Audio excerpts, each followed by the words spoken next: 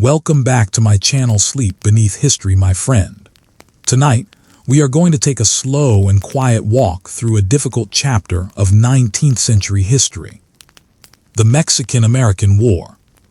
Before we begin, make yourself comfortable. Let your shoulders relax. Let the room around you become quiet. And if you enjoy listening to these slow journeys through history, you can like the video, leave a comment, and subscribe to the channel. Thank you for spending this peaceful part of your night here with me. Tonight, there will be no need to hurry. There is a large story ahead of us. It is a story of countries. It is a story of borders. It is a story of people who lived on farms, in small towns, beside rivers, along dusty roads, and near the great open plains of North America. It is also a story of ambition, of land, of political arguments, and of two neighboring countries that slowly moved toward war. But for now, we will begin quietly. We will begin before the first shots, before armies marched, before newspapers filled their pages with angry words, before soldiers crossed rivers and carried flags into distant towns. We will begin with the land itself. So, imagine you are standing somewhere in North America during the early years of the 19th century. The year is around 1830. There are no modern highways. There are no airplanes crossing the sky. There are no electric lights glowing from distant cities. At night, the darkness is deep. A small fire may be burning outside a home. A lantern may hang beside a doorway. A few stars may be visible above the roof. And beyond the small settlement, there may be miles and miles of open country. The United States is still a young country. It has existed for only a little more than 50 years. Mexico is also young. Mexico became independent from Spain in 1821. Both countries are changing. Both are growing. And both are trying to understand what their future might look like. If we could stand quietly on the borderlands between them, we might not immediately think that a war was coming. There would be no obvious sign. There would simply be people living their lives. Farmers would wake before sunrise. Animals would need feeding. Fields would need attention. Merchants would open their shops. Travelers would move slowly along rough roads. Children would play near their homes. Families would prepare simple meals. Life would continue in its ordinary way. History often feels like this. A great event can seem impossible when you are standing inside an ordinary day. People rarely wake up knowing that their world is about to change. They simply begin another morning. And that is where our story begins. With ordinary mornings, with enormous distances, and with a continent that was still being shaped. The United States had been growing westward for many years. The original 13 colonies had become a much larger country. New states had entered the Union. New towns appeared farther west. Settlers moved into lands that had once seemed very distant from the older American cities. The Mississippi River was no longer the western edge of American life. People crossed it. They built homes beyond it. They planted crops beyond it. They opened stores. They started families. They dreamed about land. Land was one of the great subjects of 19th century American life. A person who owned land could grow food. A person who owned enough land might raise animals. A family might build a house and imagine that their children would one day inherit the fields. To many Americans, moving west seemed natural. It was part of the country's future. But there was a problem. The land to the west was not empty. It never had been. Long before American settlers arrived, indigenous peoples had lived across these regions for countless generations. They had their own homes, their own communities, their own languages. their own traditions, their own relationships with the land. And there were also older Spanish and Mexican settlements across much of the Southwest and Far West. So when Americans looked west and saw opportunity, other people already saw home. This difference would become one of the deepest parts of the story. At the same time, Mexico controlled an enormous territory. After gaining independence from Spain, Mexico inherited lands that stretched across a huge part of what is now the southwestern United States. Mexico's northern frontier was vast. It included areas that today we know as Texas, New Mexico, Arizona, California, Nevada, Utah, and parts of Colorado and Wyoming. But distance created difficulties. Mexico City was far away from many of these northern lands. Travel between the capital and the northern frontier could take a very long time. Roads were rough. Communication was slow. Government authority was difficult to maintain across such enormous spaces. Imagine receiving an important message today. You might send it instantly. In the 19th century, the same message could take weeks, sometimes much longer. A government might make a decision in its capital without fully understanding what was happening hundreds or thousands of miles away. And people living on the frontier might feel forgotten. They might feel that the government was too distant. They might want more local control. They might want more settlers. They might want better roads. They might want protection. These feelings mattered greatly in Texas. Texas was then part of Mexico. But during the 1820s and early 1830s, more and more settlers from the United States moved into the region. Mexico encouraged some settlement because it wanted to strengthen the northern frontier. American impresario Stephen F. Austin became one of the most important figures in this process. He helped bring American settlers into Texas under Mexican authority. At first, the relationship was not simply one of enemies. It was more complicated. Mexican officials hoped that settlers could help develop the region. Settlers hoped that Texas would offer them land and opportunity.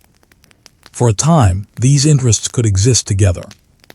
But differences slowly appeared. Many of the American settlers were used to American political traditions. Many were also Protestant. Some brought enslaved people with them. Mexico had different laws and traditions. The Mexican government had moved toward ending slavery.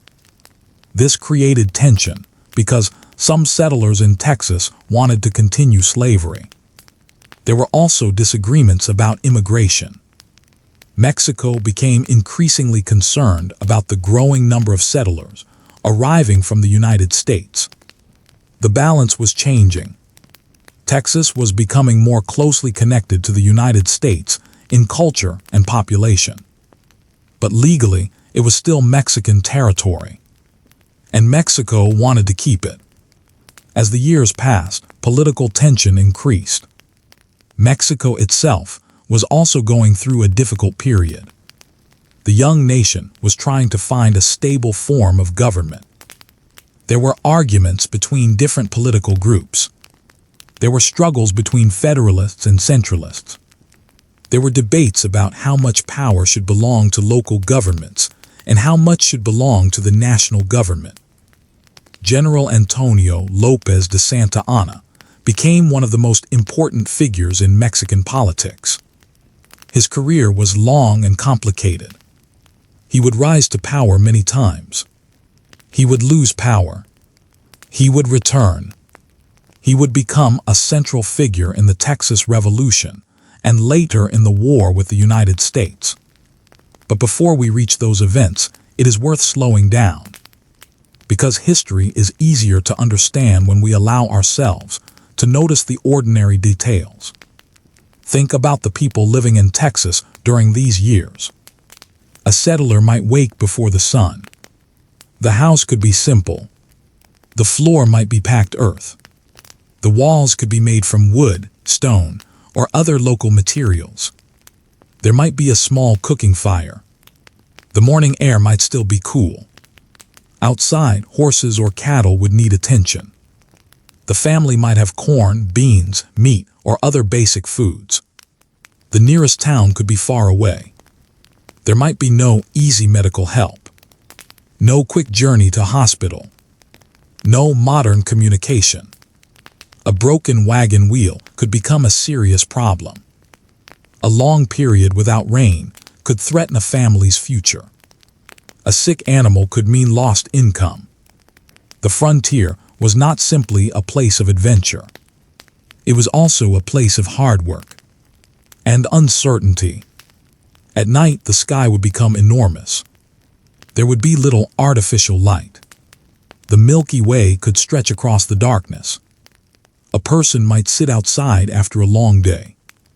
They might listen to insects, to wind, to animals moving somewhere beyond the house. And perhaps for a few quiet moments, politics would seem very far away. But politics was moving closer. In 1835, conflict broke out between the Mexican government and settlers in Texas. The Texas Revolution began. There were battles.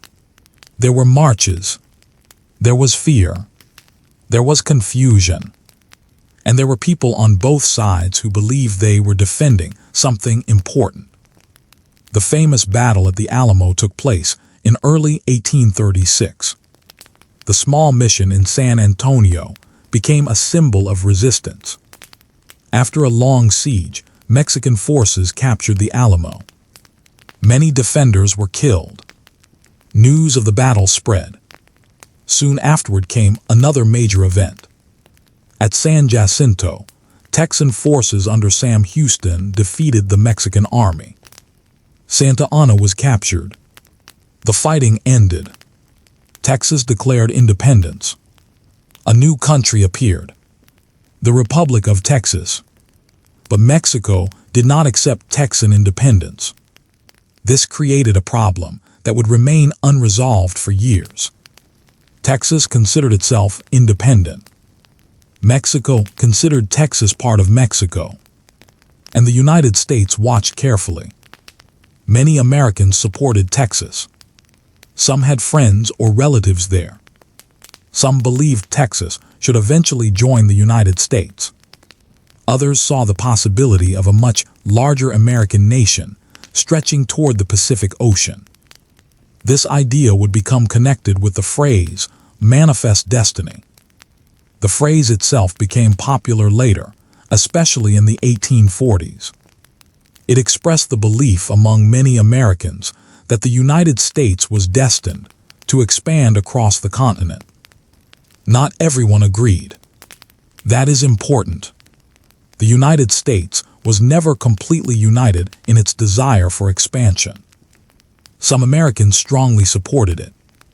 Others feared that expansion would increase political conflict, especially the conflict over slavery.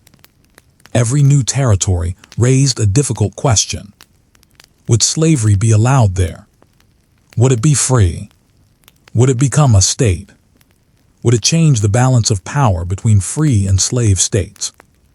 These questions were becoming harder to avoid. Texas stood directly inside this debate. The Republic of Texas wanted recognition from other countries. The United States recognized Texas as an independent nation in 1837. But the question of annexation remained. Should Texas become part of the United States? Some Americans strongly supported annexation. Others opposed it. The issue was not simply about land. It was also about slavery. Texas allowed slavery. If Texas entered the United States as a slave state, the political balance would change.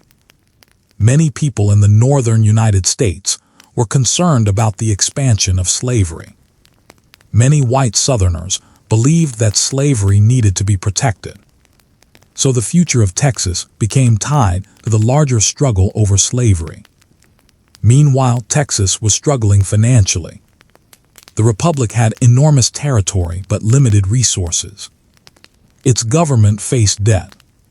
Its population was small compared with the United States. Its relationship with Mexico remained uncertain. Its leaders wanted security, and some believed joining the United States would provide that security. For years, the question remained open.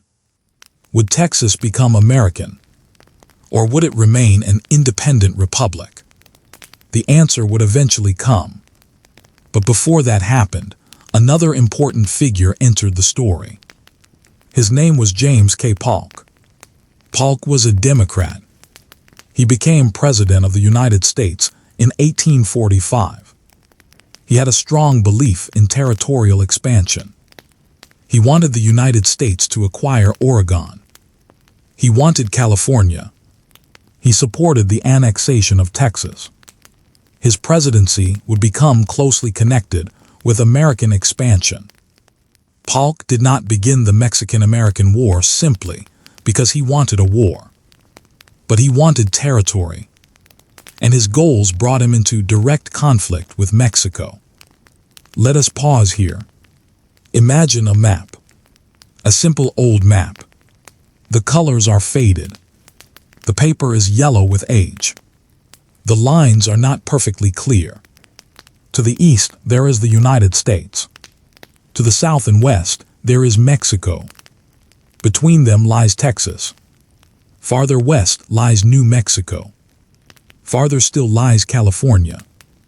The Pacific Ocean waits beyond. To modern eyes, these places may seem familiar.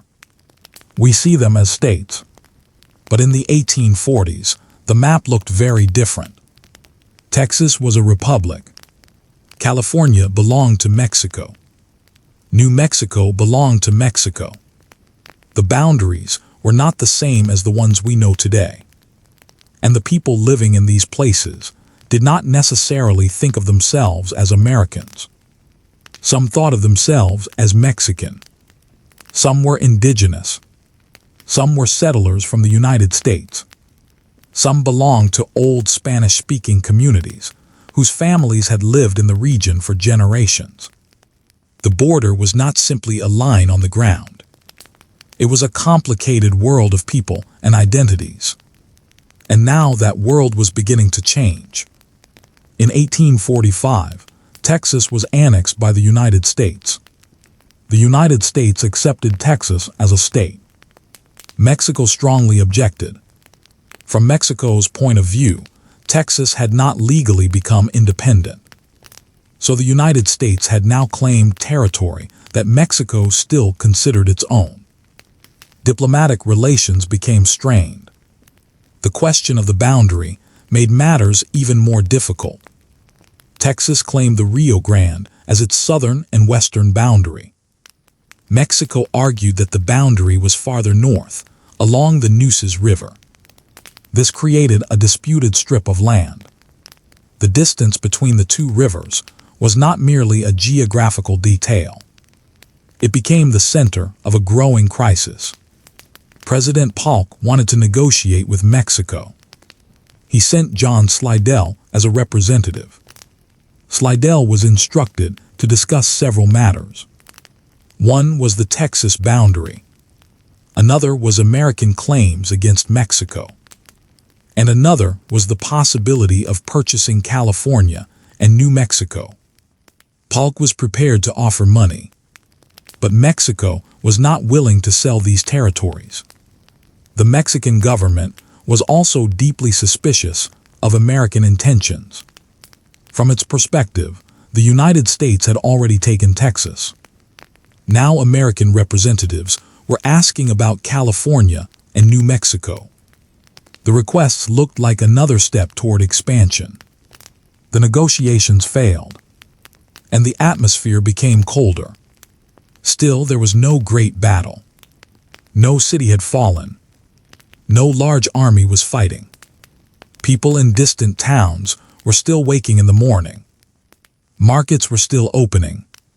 Ships were still moving. Families were still eating dinner. This is one of the strange things about history. A crisis can grow quietly. A government can send letters. A diplomat can travel. A president can study a map. An army can receive orders. And ordinary people may not know how close their country is to war. By early 1846, Polk ordered American troops under General Zachary Taylor to move into the disputed area between the Nueces and Rio Grande. This was a dangerous decision.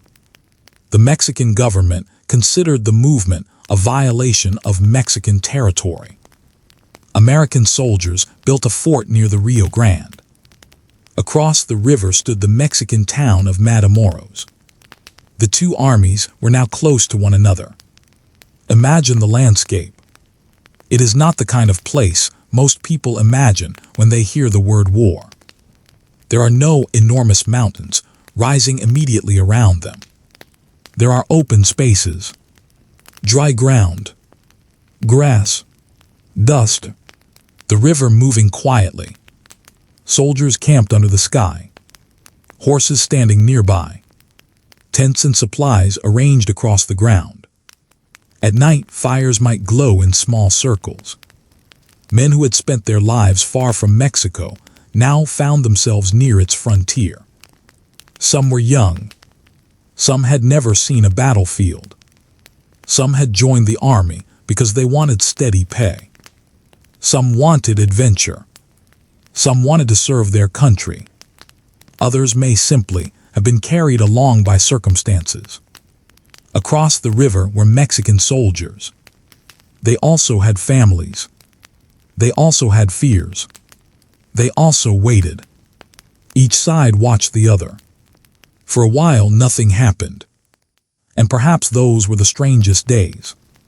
Waiting, listening, watching the horizon, wondering what would happen next. Then in April 1846, Mexican troops crossed the Rio Grande. A clash occurred. American soldiers were killed and wounded. The news reached President Polk. He told Congress that American blood had been shed on American soil. The statement became one of the central arguments for war. But the location of the fighting was disputed. Was it truly American soil? Or was it Mexican territory? That question mattered greatly. The United States Congress declared war on Mexico in May 1846. The Mexican-American War had begun. And yet even here we should slow down. Because war does not begin in the hearts of ordinary people at the exact moment governments announce it. For a farmer, the war might first appear as a newspaper story. For a mother, it might appear as a letter. For a young man, it might appear as a recruiting officer. For a merchant, it might mean changing prices. For a family, it might mean that someone they loved would soon leave home. The words war with Mexico were large, but their meaning was personal. A son might leave. A husband might leave. A brother might leave. And nobody could know exactly what would happen. Some volunteers were excited. They imagined marching under bright flags. They imagined seeing distant lands. They imagined returning home as heroes. But war was rarely as simple as the imagination. The soldiers would soon discover heat, dust, long marches, poor roads, illness, hunger, homesickness, and the endless waiting that often comes with military life. For now, however, the armies were only beginning to move. The United States had declared war. Mexico had not wanted the conflict to begin this way. But the fighting would spread. American forces would advance from several directions. One army would move through northern Mexico.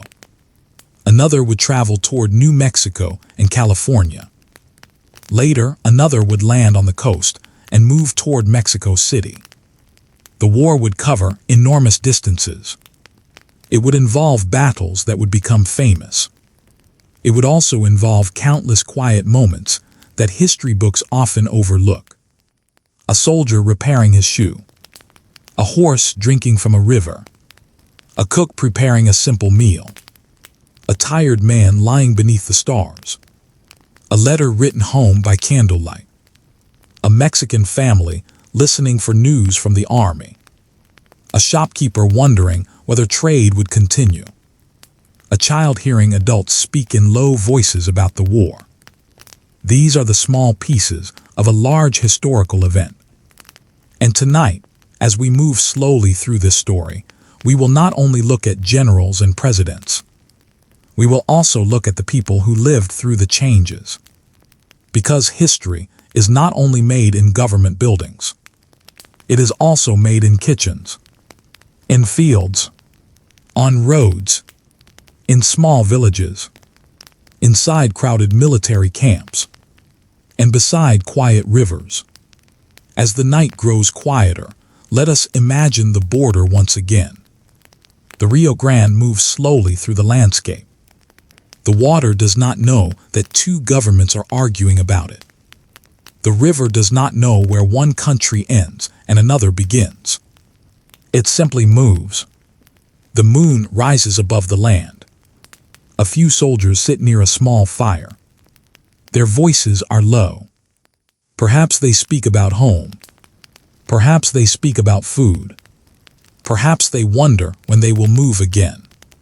Far away, someone is preparing a letter. Farther still, a family is sleeping. And beyond them, the great continent stretches into the darkness. California is still Mexican. New Mexico is still Mexican. Texas is now part of the United States. The border remains unsettled. The war is young. Much of its story has not yet happened. There will be marches. There will be battles. There will be towns occupied by foreign soldiers. There will be negotiations.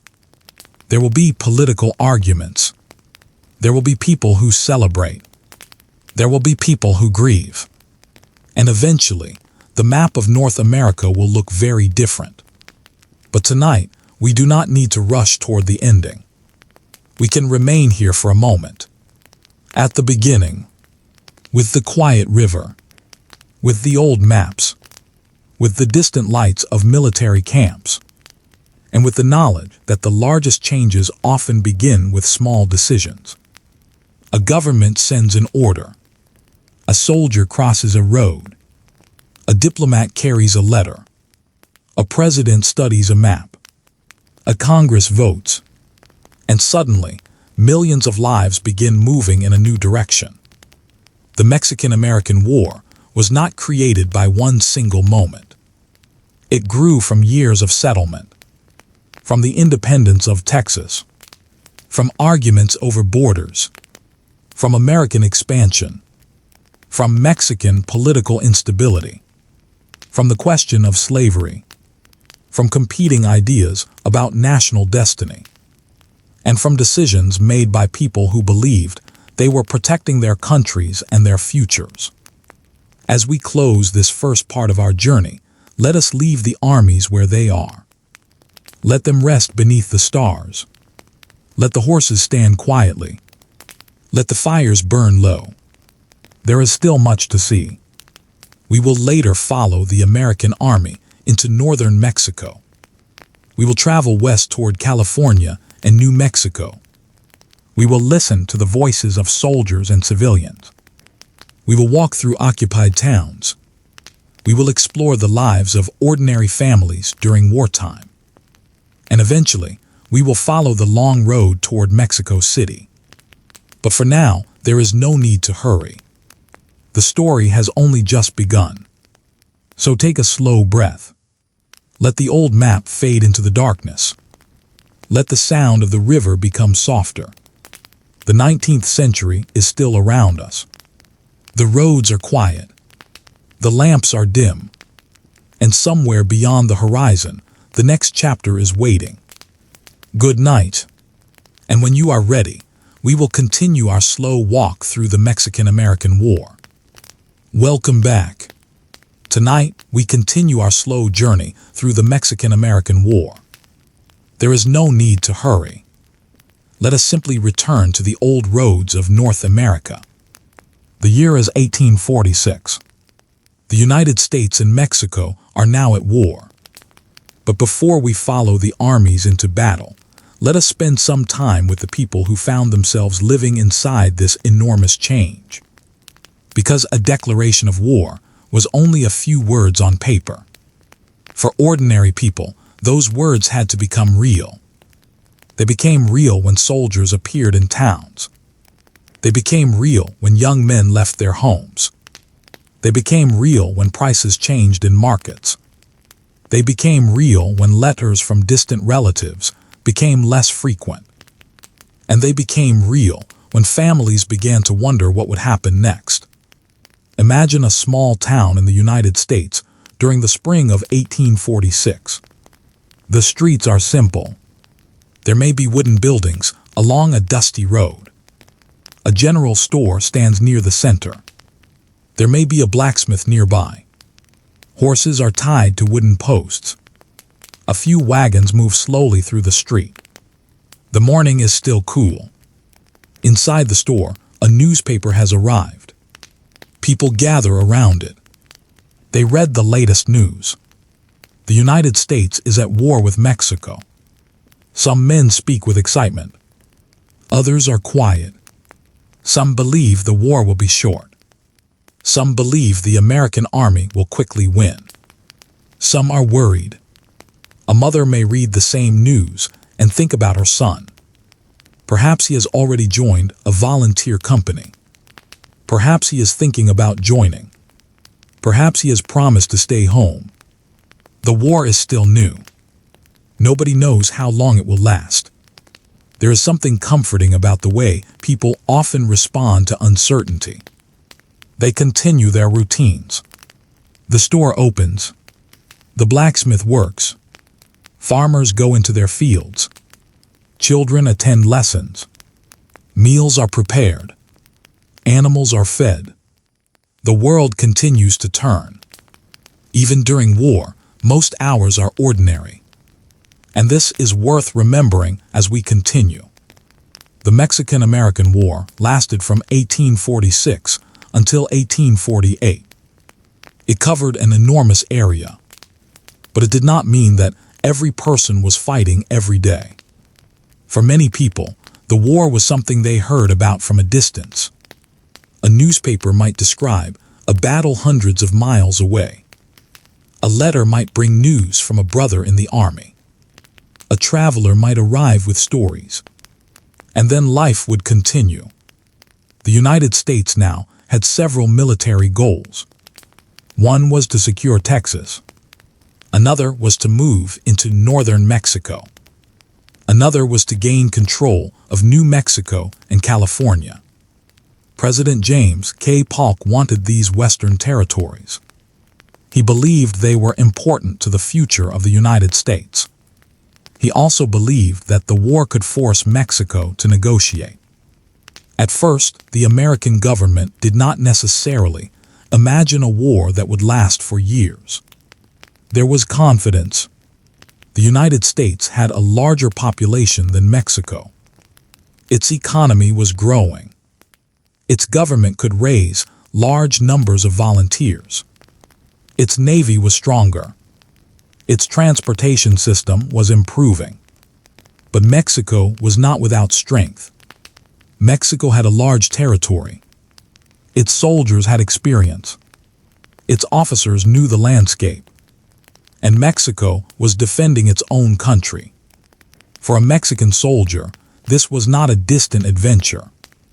The fighting was happening on Mexican land. That difference mattered.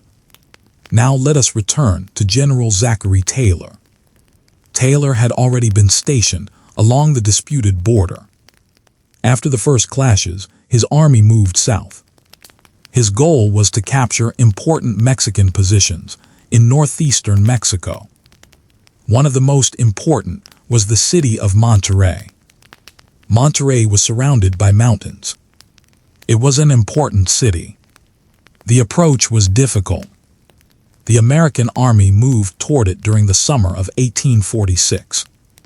Imagine the soldiers on the road. They march beneath a bright sun. Their uniforms are heavy. Their packs press against their shoulders. Dust rises beneath their feet. Some soldiers carry muskets. Others have artillery equipment. Horses pull wagons. Officers ride ahead. The road stretches through a landscape that is unfamiliar to many of them. There is no air conditioning. There are no modern vehicles. No cold bottles of water waiting at the end of a march. The soldiers depend upon the army's supplies. And supplies depend upon roads. If roads are bad, everything becomes harder. Food arrives late. Ammunition arrives late. Medical supplies arrive late. Animals become exhausted. A military campaign is often less about dramatic moments than about moving thousands of people and animals from one place to another. That requires organization. It requires patience. And it requires enormous amounts of food. The army moves slowly. The men sweat. Their boots wear down. Their clothing becomes dusty. Some become sick. Others begin to wonder how far they still have to walk. At night they make camp. The tents appear in rows. Cooking fires glow. Horses are watered. Guards are posted. Some men write letters. Others sit quietly. Someone might play a simple tune. Someone might talk about home. Someone might simply fall asleep. The next morning, the same routine begins again. Wake, pack, march, rest, march again. And slowly the army approaches Monterrey. The city is defended by Mexican forces. Its location gives the defenders an advantage. Mountains rise around the area. Roads pass through narrow spaces. American soldiers must move carefully. The Battle of Monterrey began in September 1846. The fighting lasted several days. American troops attacked Mexican positions. The city was difficult to take. There were houses, streets, walls, fortified positions. Mexican soldiers resisted. American soldiers advanced. The fighting was intense. But even here, we can slow down and notice the human side. Imagine being a soldier standing in a dusty street. The sounds around you are unfamiliar. You may not know where your friends are. You may not know where the next order will come from. You may have never seen the city before. And somewhere behind the walls are Mexican families. Civilians who did not choose the war. People who still need food. Children who are frightened by unfamiliar sounds. Older people who may simply want the fighting to end. War changes the meaning of familiar places. A street that was once used by merchants becomes a military position. A house can become a shelter. A church can become a place of refuge. A marketplace can become empty. The battle eventually ended with an agreement. Mexican forces withdrew. American troops occupied Monterrey. The city was now under American military control. But the war was not over. Far from it. As American forces moved deeper into Mexico, President Polk began thinking about the next stage. There was another problem. The American army had captured territory. But Polk wanted negotiations. He hoped that military pressure would convince Mexico to agree to American demands. At the same time, American political disagreements were growing. Some Americans believed the war was necessary. Others believed it was unjust. A young congressman from Illinois named Abraham Lincoln questioned the administration's claim that Mexico had attacked American soil. Lincoln was not yet the famous president of the Civil War. At this time, he was a relatively young politician. He asked for evidence showing the exact location where American blood had been shed. He introduced what became known as the Spot Resolutions. His questions reflected a larger concern. Had the United States truly been attacked? Or had American troops been placed in disputed territory? This argument would continue throughout the war. Some people called the conflict a necessary defense. Others called it a war of expansion. Some believed it was mainly about Texas. Others believed that President Polk wanted California and New Mexico. And beneath many of these arguments was the issue of slavery. Every new piece of territory created a political question. Would slavery spread west? Would the new lands become free? Would they become slave territories? The country was moving toward a deeper political crisis. But on the ground, soldiers were still marching, and civilians were still living. Let us move west now. Far beyond the battlefields around Monterey, another story was unfolding in California. California was then part of Mexico. Its population was small compared with the population of the eastern United States. There were Mexican settlements. There were indigenous communities. There were ranches. There were missions. There were small towns. And there were American settlers arriving from the east. The distance was enormous. Traveling from the eastern United States to California could take months. One common route went across the continent by land. Travelers crossed plains. They crossed deserts. They crossed mountains. They depended upon animals, wagons, food, water, and good weather. Others traveled by sea. The journey could also be long. So when people moved to California, they were making a major decision. They were leaving familiar places behind.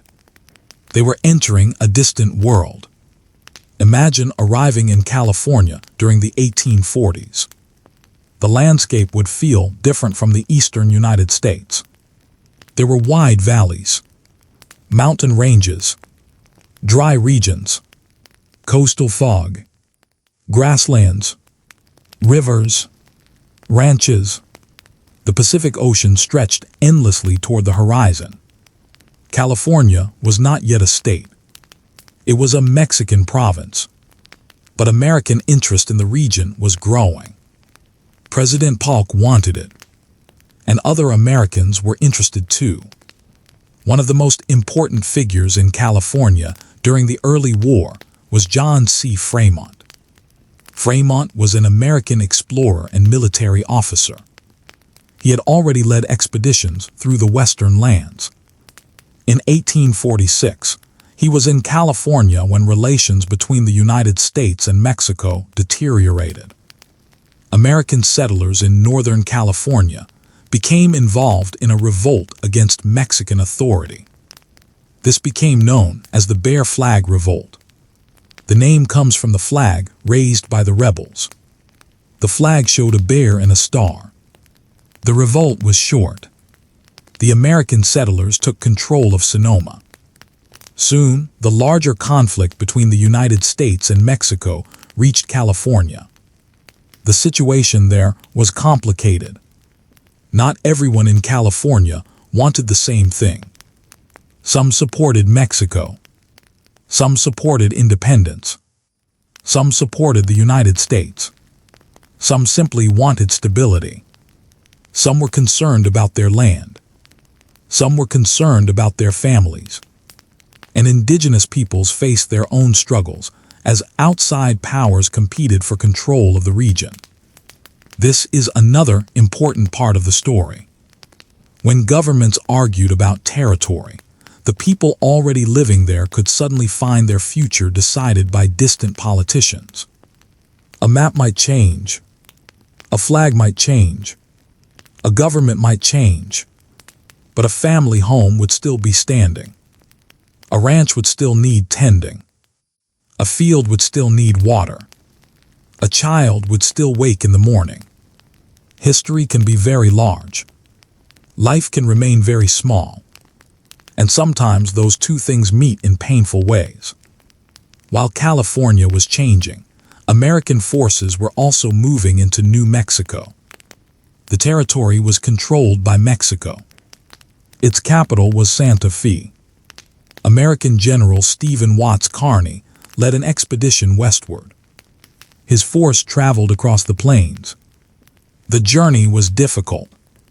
The landscape was vast. Water could be scarce. The heat could be severe. At night, temperatures could fall. The soldiers had to care for horses. They had to protect supplies. They had to maintain order. And they had to keep moving. Think about the silence of such a march. Thousands of footsteps can make a sound. But compared with the size of the landscape, an army can still seem very small. The horizon stretches in every direction. The sky seems enormous. Clouds move slowly. The sun rises. The sun sets. And the soldiers continue. Kearny reached Santa Fe in August 1846. The city was taken without a major battle. Mexican authorities withdrew. American forces entered. For the people of Santa Fe, the change was sudden. One government had controlled the territory. Now another government was in charge. This was one of the defining features of the war. The United States did not only fight battles. It occupied places. It changed who controlled them. And it began to establish new political authority. Some residents accepted the change. Some resisted. Some were uncertain. Some hoped the new government might bring opportunities. Others feared what American expansion would mean. Again, we should slow down. Imagine living in a small adobe house in Santa Fe. The walls are thick. The rooms are simple. The floor is hard. The evening air is cool. Perhaps there is a small courtyard. Perhaps family members are sitting together. Outside, American soldiers walk through the streets. Their uniforms look unfamiliar. Their accents are different. Their officers speak of the United States. The old political world is fading. The new one has not yet become familiar. That kind of change can feel strange. Even when there is no battle. Even when no building is destroyed. A new flag can change the feeling of a town. A new government can change the rules of daily life. A new language can appear in official documents. A new group of soldiers can stand outside the courthouse. And slowly, people begin to adapt. This is how occupation often works. Not only through fighting, but through ordinary administration. Orders, taxes, courts, guards, mail, supplies, and the gradual presence of a new authority. As the American army continued west, the war became a continental story. The United States was fighting Mexico in the south. American forces were moving through New Mexico. California was changing hands. And President Polk was planning another campaign. This campaign would eventually become the most important movement of the war. It would take American forces toward the heart of Mexico, toward Mexico City. But before that, let us stay for a little while with the soldiers. Because military history can become very abstract. We hear names: Monterrey, Santa Fe, California, the Rio Grande. But behind every name were thousands of individual experiences. A soldier might be 18 years old. Another might be 40. Some had wives. Some had children. Some had parents waiting at home. Some had never traveled more than a few days from where they were born. Now they were crossing an international border. They might hear languages they had never heard before. They might see landscapes they had never imagined. They might taste unfamiliar foods. They might meet Mexican civilians. Some interactions were friendly. Some were tense. Some were simply practical. A soldier needed bread. A family had bread to sell. A soldier needed a horse. A farmer had a horse. War did not erase ordinary human exchange. People still traded. People still talked. People still helped one another. There were also Mexican soldiers with similar experiences. A young Mexican soldier might have left his village. He might have been worried about his family. He might not have understood the larger political arguments. He might simply know that foreign soldiers had entered his country. He might have been told to defend a town. So he stood with his fellow soldiers. The uniforms were different. The flags were different. But the human experience of fear, tiredness, hunger, and homesickness was not so different. This is why we should move slowly through history. The larger story tells us what happened. The quieter story helps us understand what it felt like. As summer became autumn in 1846, the war continued. American forces under General Taylor won several important victories. One of the most famous was the Battle of Buena Vista, which would come later. But Taylor's army was no longer the only American force moving through Mexico. President Polk was considering another strategy. If the United States wanted to force Mexico to negotiate, perhaps capturing Mexico City would be the strongest possible pressure. The capital was far away. The road would be difficult. The Mexican government would defend it. And the American army would have to cross mountains and valleys. Polk chose General Winfield Scott to lead the campaign. Scott was an experienced officer. He had served in earlier American conflicts. Now he would command one of the most important campaigns in American military history. His army would land at Veracruz. From there, it would move inland toward Mexico City. This was an ambitious plan. The American army would need ships, supplies, artillery, thousands of soldiers, engineers, medical support, food, water, and a system for moving everything across difficult terrain. Before that campaign begins, however, let us return once more to the quiet world of ordinary life. Imagine an evening in Mexico. A family sits inside their home. The light comes from a candle or lamp. Dinner has been prepared. The outside world is dark. Perhaps someone has returned from the market. Perhaps a child is sleeping. An older relative is telling a story. The war is somewhere beyond the walls. Maybe soldiers have passed through the town. Maybe the family has heard that another battle has occurred. But for a moment, the home is quiet. The war exists in the distance. And this is how many people experienced great historical events. Not every moment was dramatic. Most moments were still. People ate. People slept. People worked. People prayed. People waited. And they hoped that tomorrow would be ordinary. The same was true in the United States. A family might gather around a fireplace. A letter might arrive from a soldier. The family might read it slowly.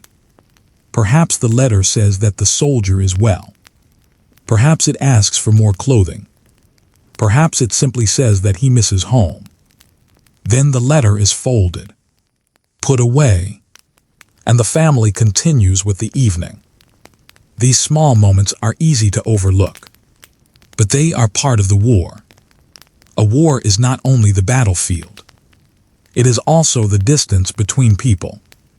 The waiting, the uncertainty, the empty chair at dinner, the unopened letter that everyone hopes will arrive. As we continue, the story will become larger. American troops will move deeper into Mexico. More battles will take place. The Mexican government will struggle to respond. and the United States will eventually occupy Mexico City. But for now, let us leave the armies in their camps. The night is settling over the landscape. The mountains are dark. The roads are quiet. The fires in the camps burn gently. A soldier pulls his blanket around himself. Another checks his horse. Someone writes a final sentence in a letter. Someone else simply closes his eyes. Far away, families sleep.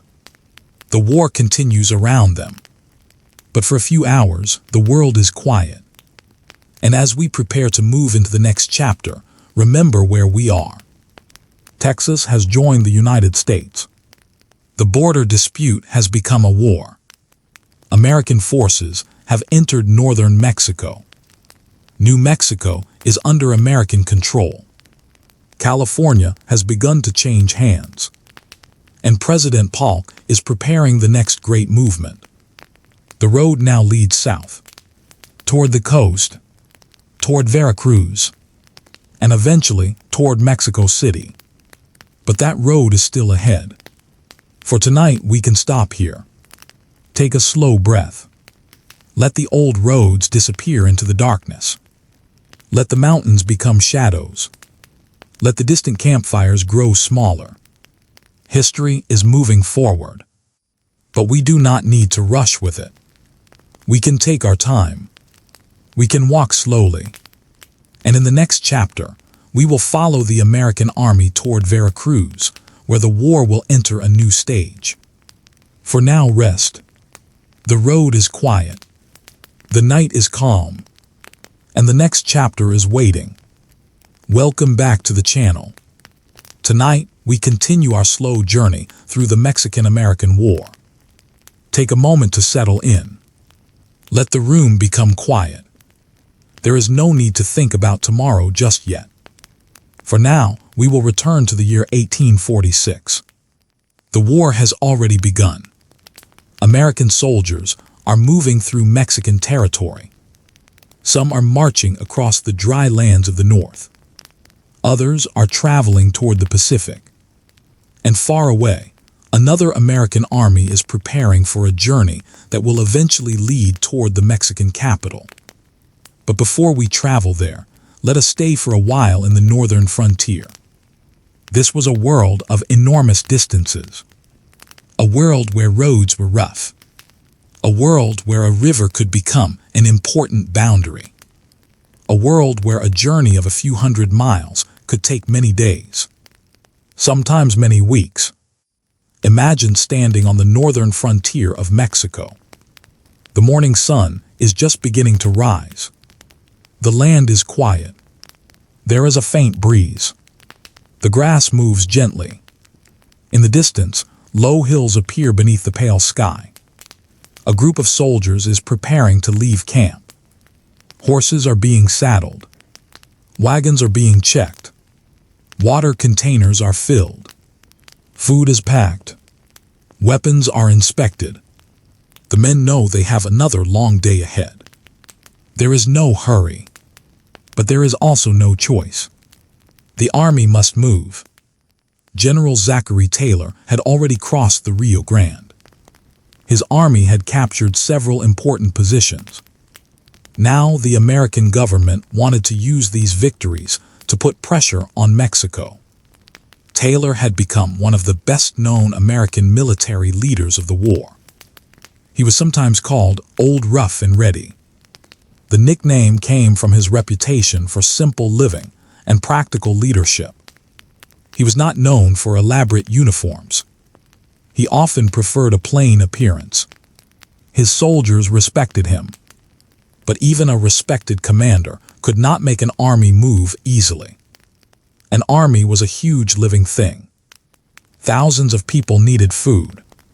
Thousands needed water. Thousands needed clothing. Horses needed grain.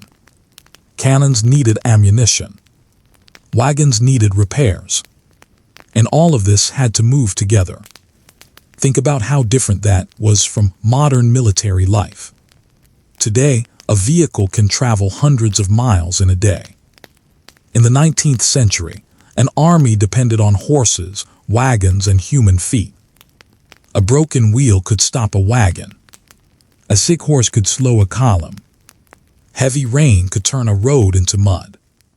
Hot weather could exhaust men and animals. A military campaign was therefore a test of patience.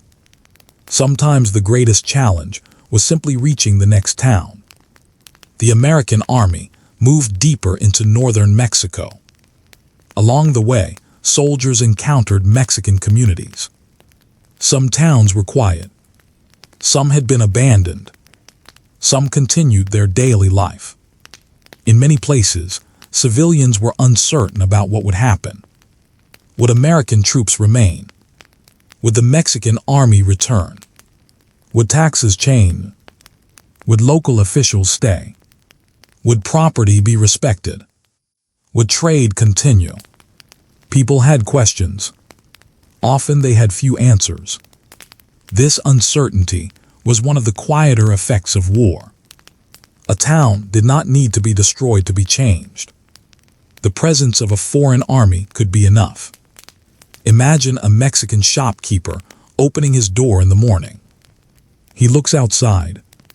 American soldiers are walking through the street. Horses are tied near a building. An officer speaks with a local official. The shopkeeper does not know what the next month will bring, but he still needs to earn money. So he opens the shop. He arranges his goods. He waits for customers. Perhaps soldiers come to buy food. Perhaps local families continue to shop. Life adjusts. Slowly, carefully. In the city of Monterrey, the American victory had shown the strength of Taylor's army. But the Mexican government was still able to organize resistance. General Pedro de Ampudia had defended Monterrey. After the battle, Mexican troops withdrew. But Mexico still had another important military leader, Antonio López de Santa Anna. Santa Anna had returned to Mexico after spending time away from the country. He had political ambitions. He had military experience. And he understood that the American advance was becoming a serious threat. Santa Anna gathered forces. He intended to challenge Taylor. His army moved north. The two armies would eventually meet at Buena Vista. But before we reach that battlefield, let us slow down.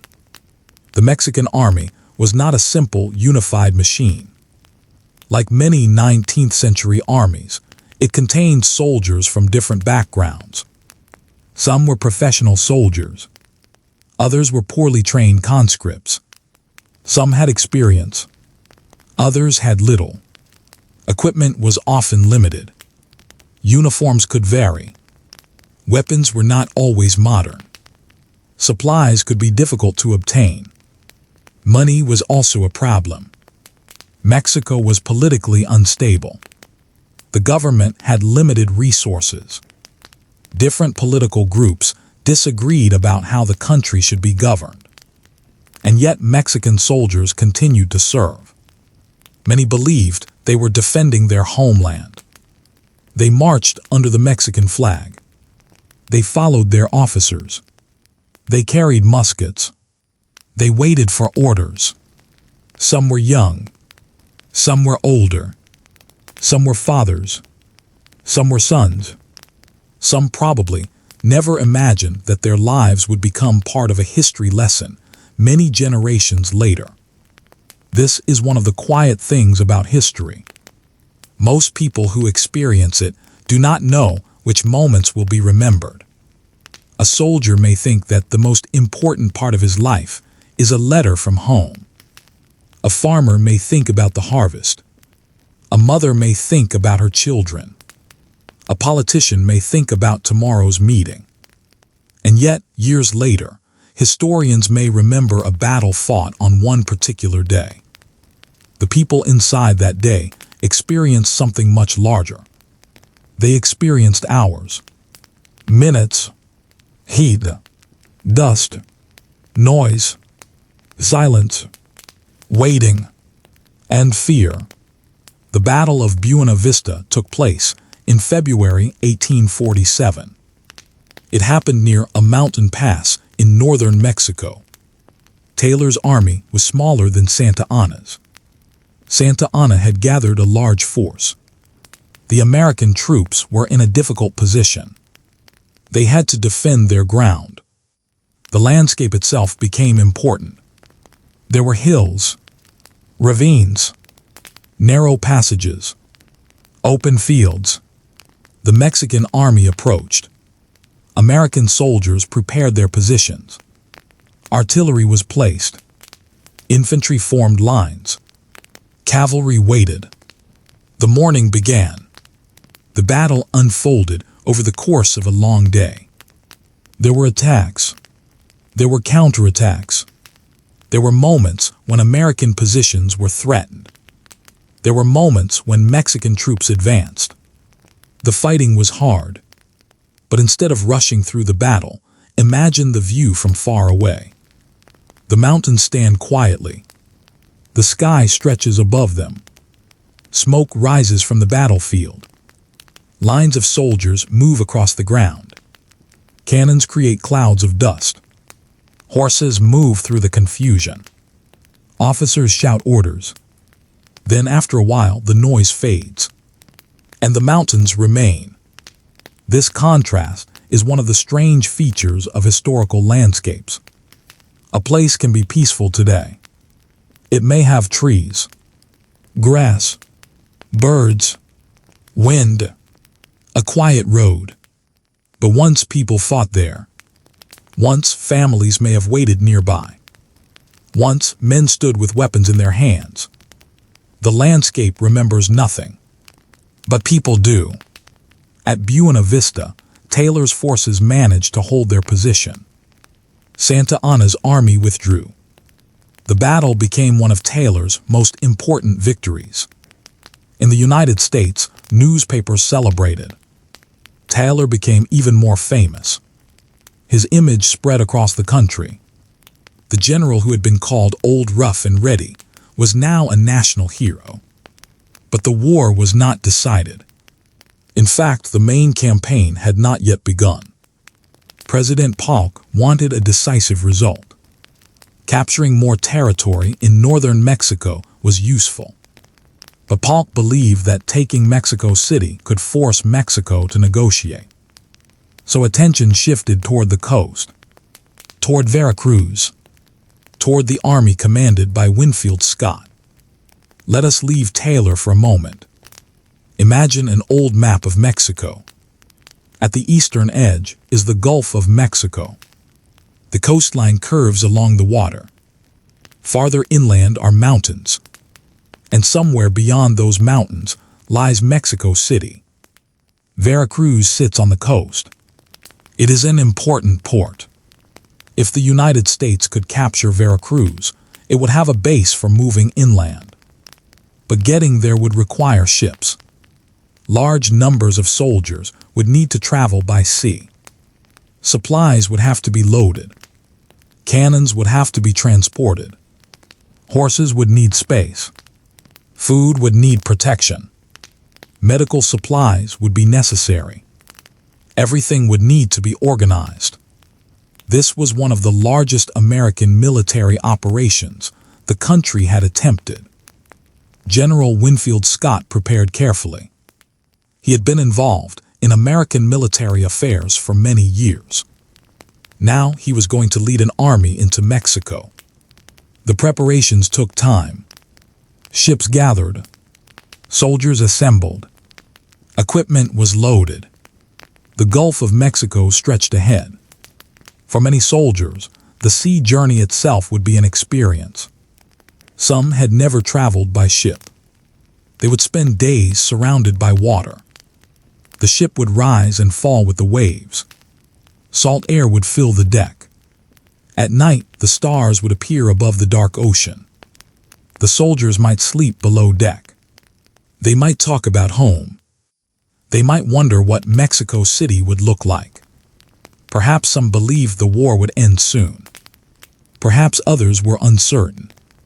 On land, Mexican authorities were preparing for the American arrival.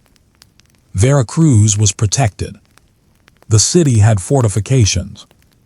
Most importantly, it had the fortress of San Juan de Ulua. The fortress stood near the harbor. It had long been an important defensive position. American commanders knew that taking Veracruz would not be simple. Still, they moved forward. In March 1847, Scott's army arrived. Thousands of American troops landed near Veracruz. The landing itself was a major operation. Boats moved between ships and shore. Men stepped into shallow water. Horses were unloaded. Cannons were brought toward land. Supplies were carried. The coastline became crowded with activity. Imagine standing on the beach. Behind you, the sea is filled with ships. Ahead, the Mexican city waits. The air is warm. The sun is bright. Soldiers move across the sand. Officers give instructions. Horses are restless. Wagons move slowly. The army is establishing itself on foreign soil. The siege of Veracruz began. American artillery fired upon the city. The defenders resisted. The bombardment continued. For the people inside Veracruz, these days were frightening and exhausting. Families remained inside the city. Food supplies could become limited. Buildings could be damaged. People could hide inside safer places. The sound of artillery could continue for hours. Imagine trying to sleep while distant explosions shake the walls. Imagine trying to prepare food while your family waits for the danger to pass. Imagine looking out through a window and seeing smoke rising over the city. War becomes very different when you are not the soldier holding the weapon. For civilians, the greatest desire is often simple: safety. After several days, the defenders of Veracruz surrendered. The American army entered the city. The port was now under American control. Scott had achieved his first major goal. But the hardest part of the campaign was still ahead. Mexico City was far inland. Between Veracruz and the capital were mountains, roads, rivers, valleys, and Mexican forces. The American army now had to march across Mexico. This was not an easy journey. The climate changed as the army climbed. Near the coast, the air was warm and humid. Farther inland, the mountains brought cooler air. The landscape changed. The roads became difficult. Soldiers had to carry their supplies. The army had to remain organized. And there was another danger: disease. Disease was one of the greatest threats to 19th century armies. There were no modern antibiotics. Doctors did not understand germs in the way modern medicine does. Clean water was not always available. Sanitation was poor. Crowded camps created conditions where illness could spread quickly. A soldier might survive a battle and then become seriously ill from disease. Fever, stomach problems, infections. Many illnesses could become deadly. This meant that military medicine was as important as weapons. Doctors worked with limited knowledge. They treated wounds. They cared for sick men. They tried to keep camps clean. But their tools were limited. And sometimes there was little they could do.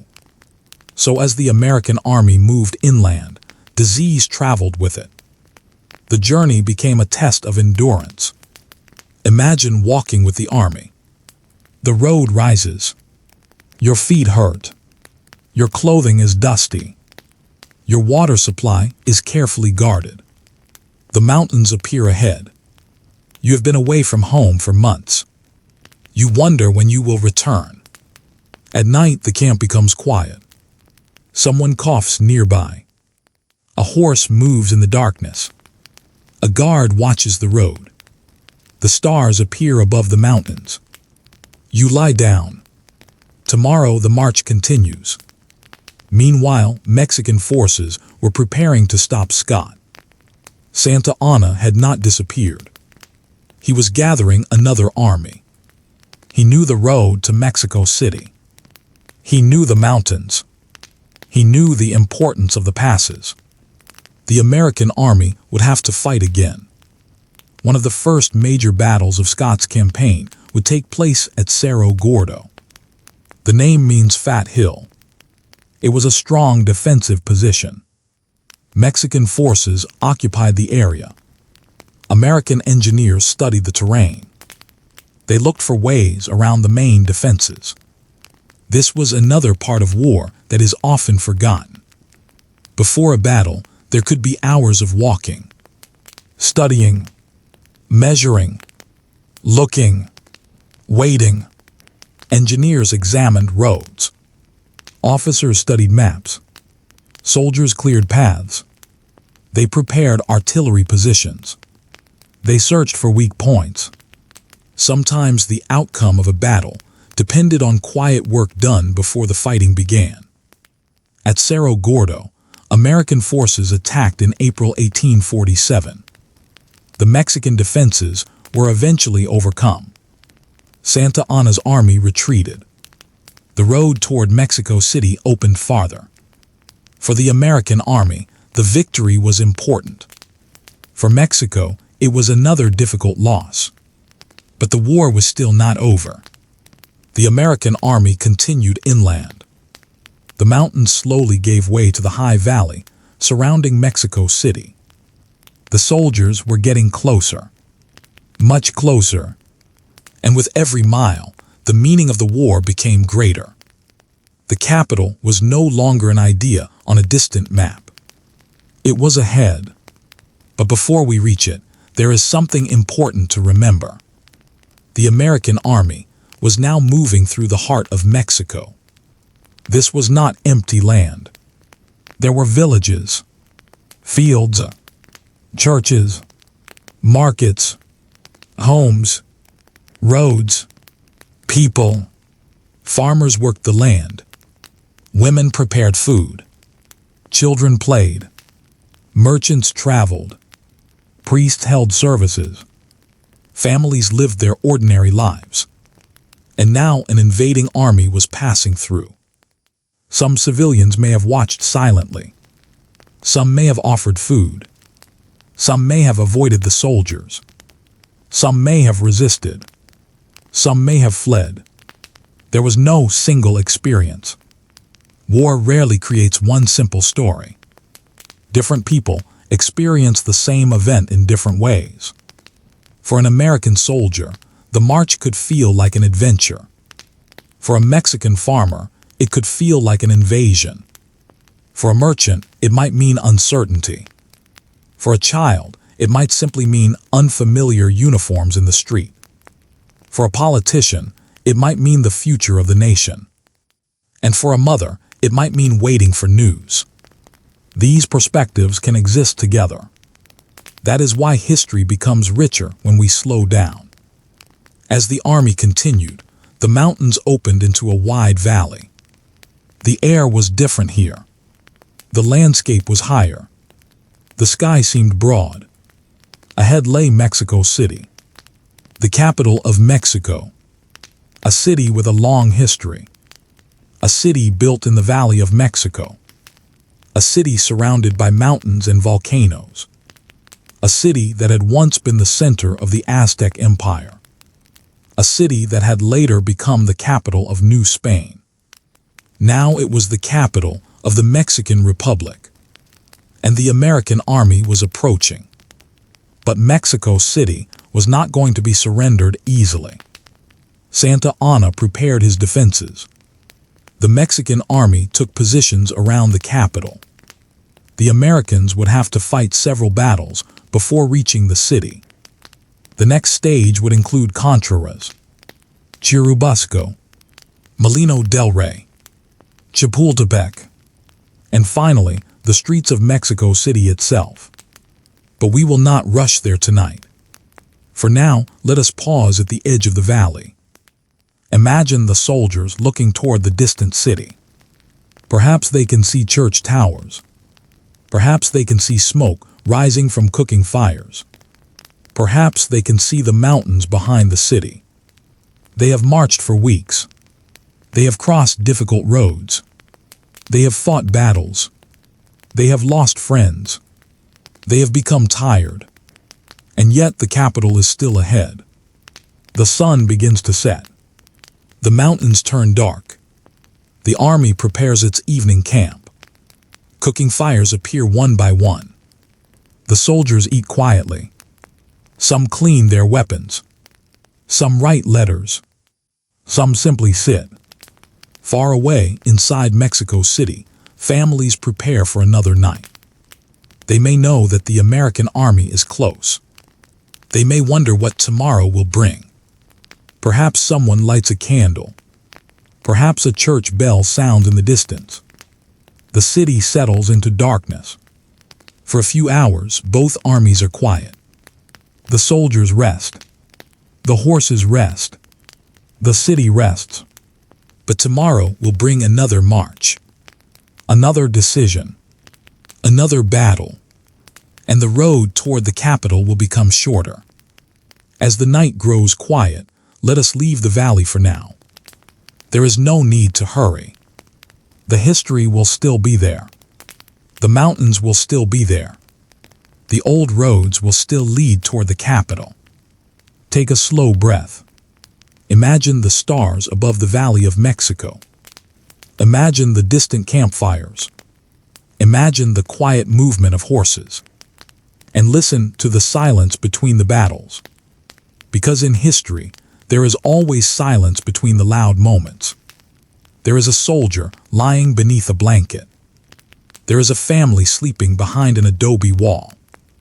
There is a farmer waiting for morning. There is a child who does not yet understand why soldiers have appeared.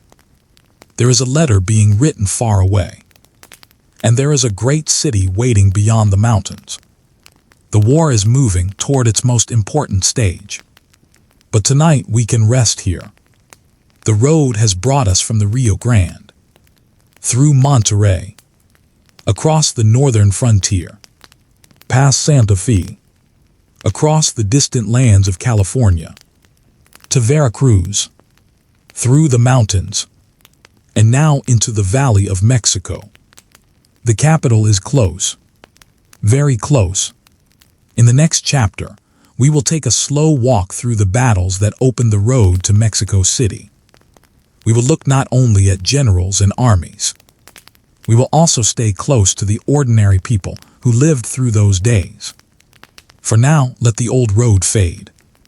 Let the mountains become quiet shadows. Let the campfires grow smaller. The night is peaceful. The story can wait. Good night. Welcome back to my channel. Tonight, we continue our quiet journey through the Mexican-American War. The road has brought us a long way. We began near the Rio Grande. We watched the armies gather.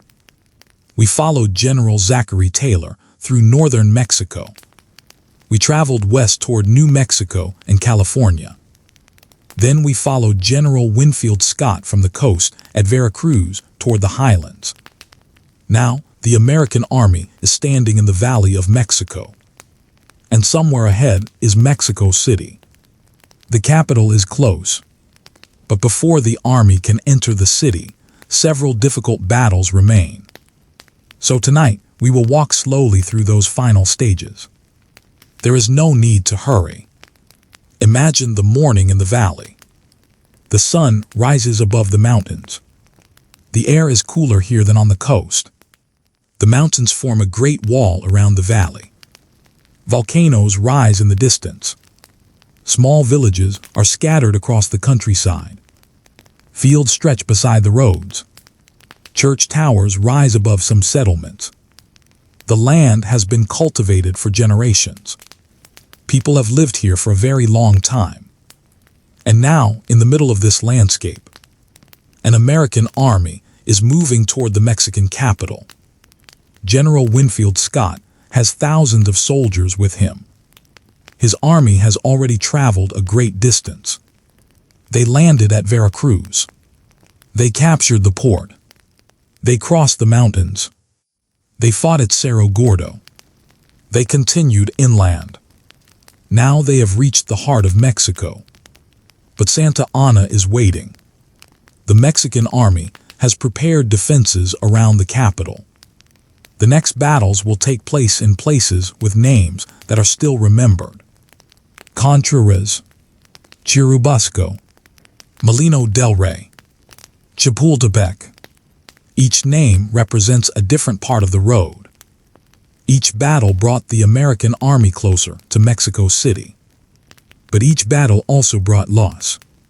So let us begin with Contreras. The area around Contreras was difficult. The roads were not easy. The ground was uneven. The Mexican army had strong positions. American soldiers had to move carefully. Some American units approached through difficult terrain. Others tried to reach positions around the Mexican defenses. The fighting began in August 1847. At first, the battle was confusing. The landscape made communication difficult. Soldiers moved through fields and roads. Officers tried to understand what was happening. Orders had to travel from one group to another. In the 19th century, communication during battle was slow. There were no radios, no mobile phones, no satellites. An officer might send a messenger on horseback. A written order might be carried across the field. Sometimes soldiers simply had to act based on what they could see. This made battles uncertain. A commander could not always know where every unit was. A soldier could be fighting in one place, while another part of the army was moving in a completely different direction. At Contreras, American forces eventually broke the Mexican position. The victory came quickly once the attack succeeded. The Mexican troops withdrew. For the American army, the result was important. The road toward Mexico City was opening. But there was little time to celebrate. The next battle came almost immediately. Churubusco. The Mexican forces had taken positions around a convent and other defensive areas. The location was important because it protected approaches toward the capital. American soldiers advanced. The fighting became intense. Mexican troops resisted strongly. Among the defenders were Mexican soldiers and volunteers. There were also Irish immigrants and other foreign-born men who had joined a Mexican military unit known as the St. Patrick's Battalion. These men had originally served in the United States Army. Some had deserted. They joined Mexico for different reasons. Religion may have played a role for some. Others may have been unhappy with the American army. Some may have sympathized with Mexico. The exact reasons varied from person to person. At Churubusco, they fought against the United States. Their story would become one of the unusual chapters of the war. But for the people inside the battle, there was little time to think about history. There was only the immediate moment. Smoke, dust, orders, movement, exhaustion. The Mexican defenders fought. The Americans attacked. Eventually, the Mexican position was overcome. The battle ended. The American army had moved another step closer to Mexico City. But the cost was heavy.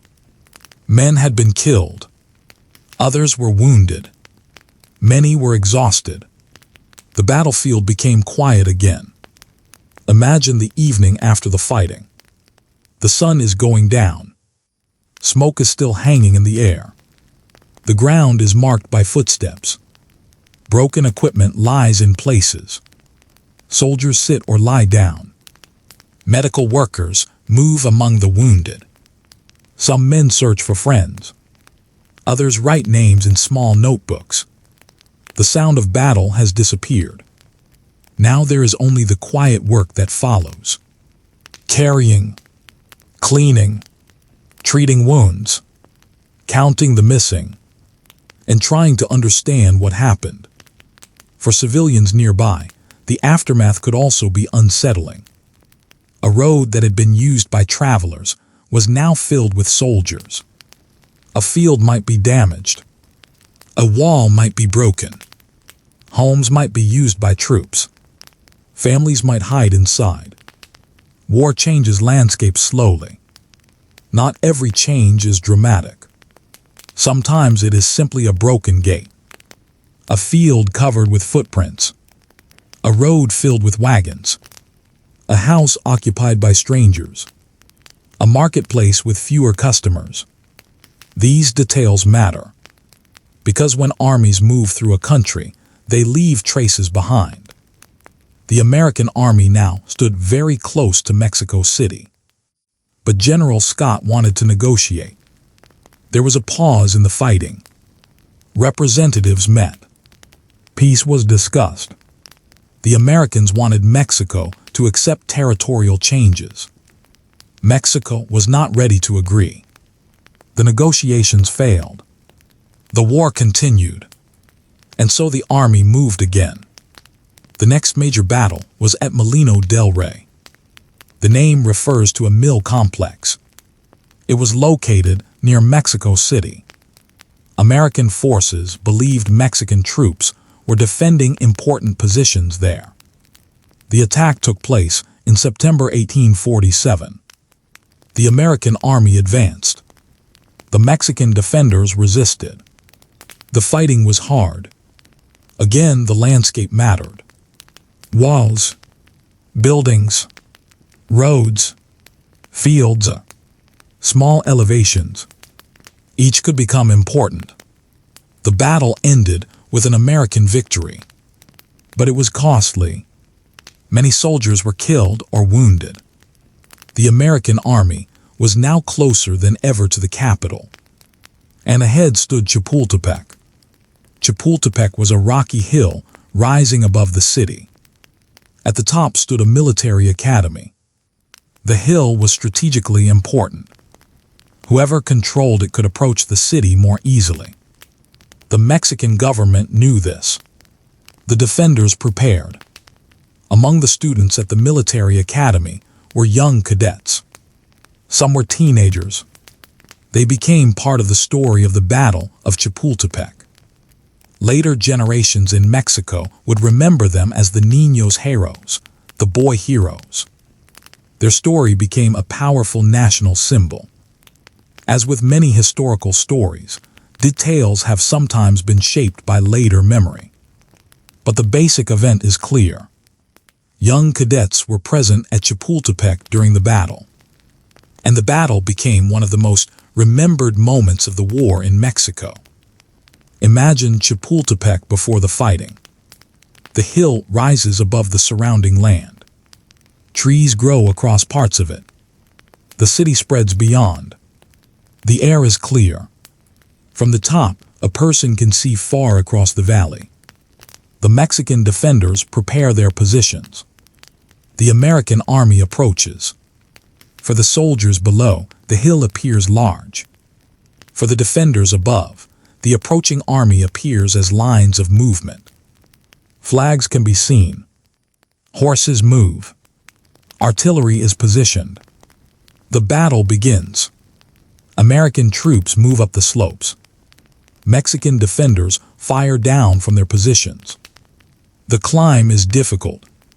The soldiers have to move uphill while under fire. Slowly, the American forces gain ground. The fighting becomes close. The defenses begin to fall. Eventually, American troops reach the top. Chapultepec is captured. The road to Mexico City is now open. For the Mexican defenders, this was a serious defeat. The capital itself was threatened. The American army began moving toward the city. Now imagine Mexico City. It is a large city. Its streets are crowded. There are markets, churches, homes, Government buildings, plazas, workshops, businesses, people going about daily life. And now everyone knows that an army is approaching. The city is no longer simply hearing rumors. The danger is near. Families may gather inside their homes. Some people leave the city. Others remain. Government officials prepare. Soldiers take positions. Roads become crowded. The atmosphere changes. A city can feel different when people know that fighting is approaching. The usual sounds continue. People still speak. Animals still move through the streets. Food is still prepared.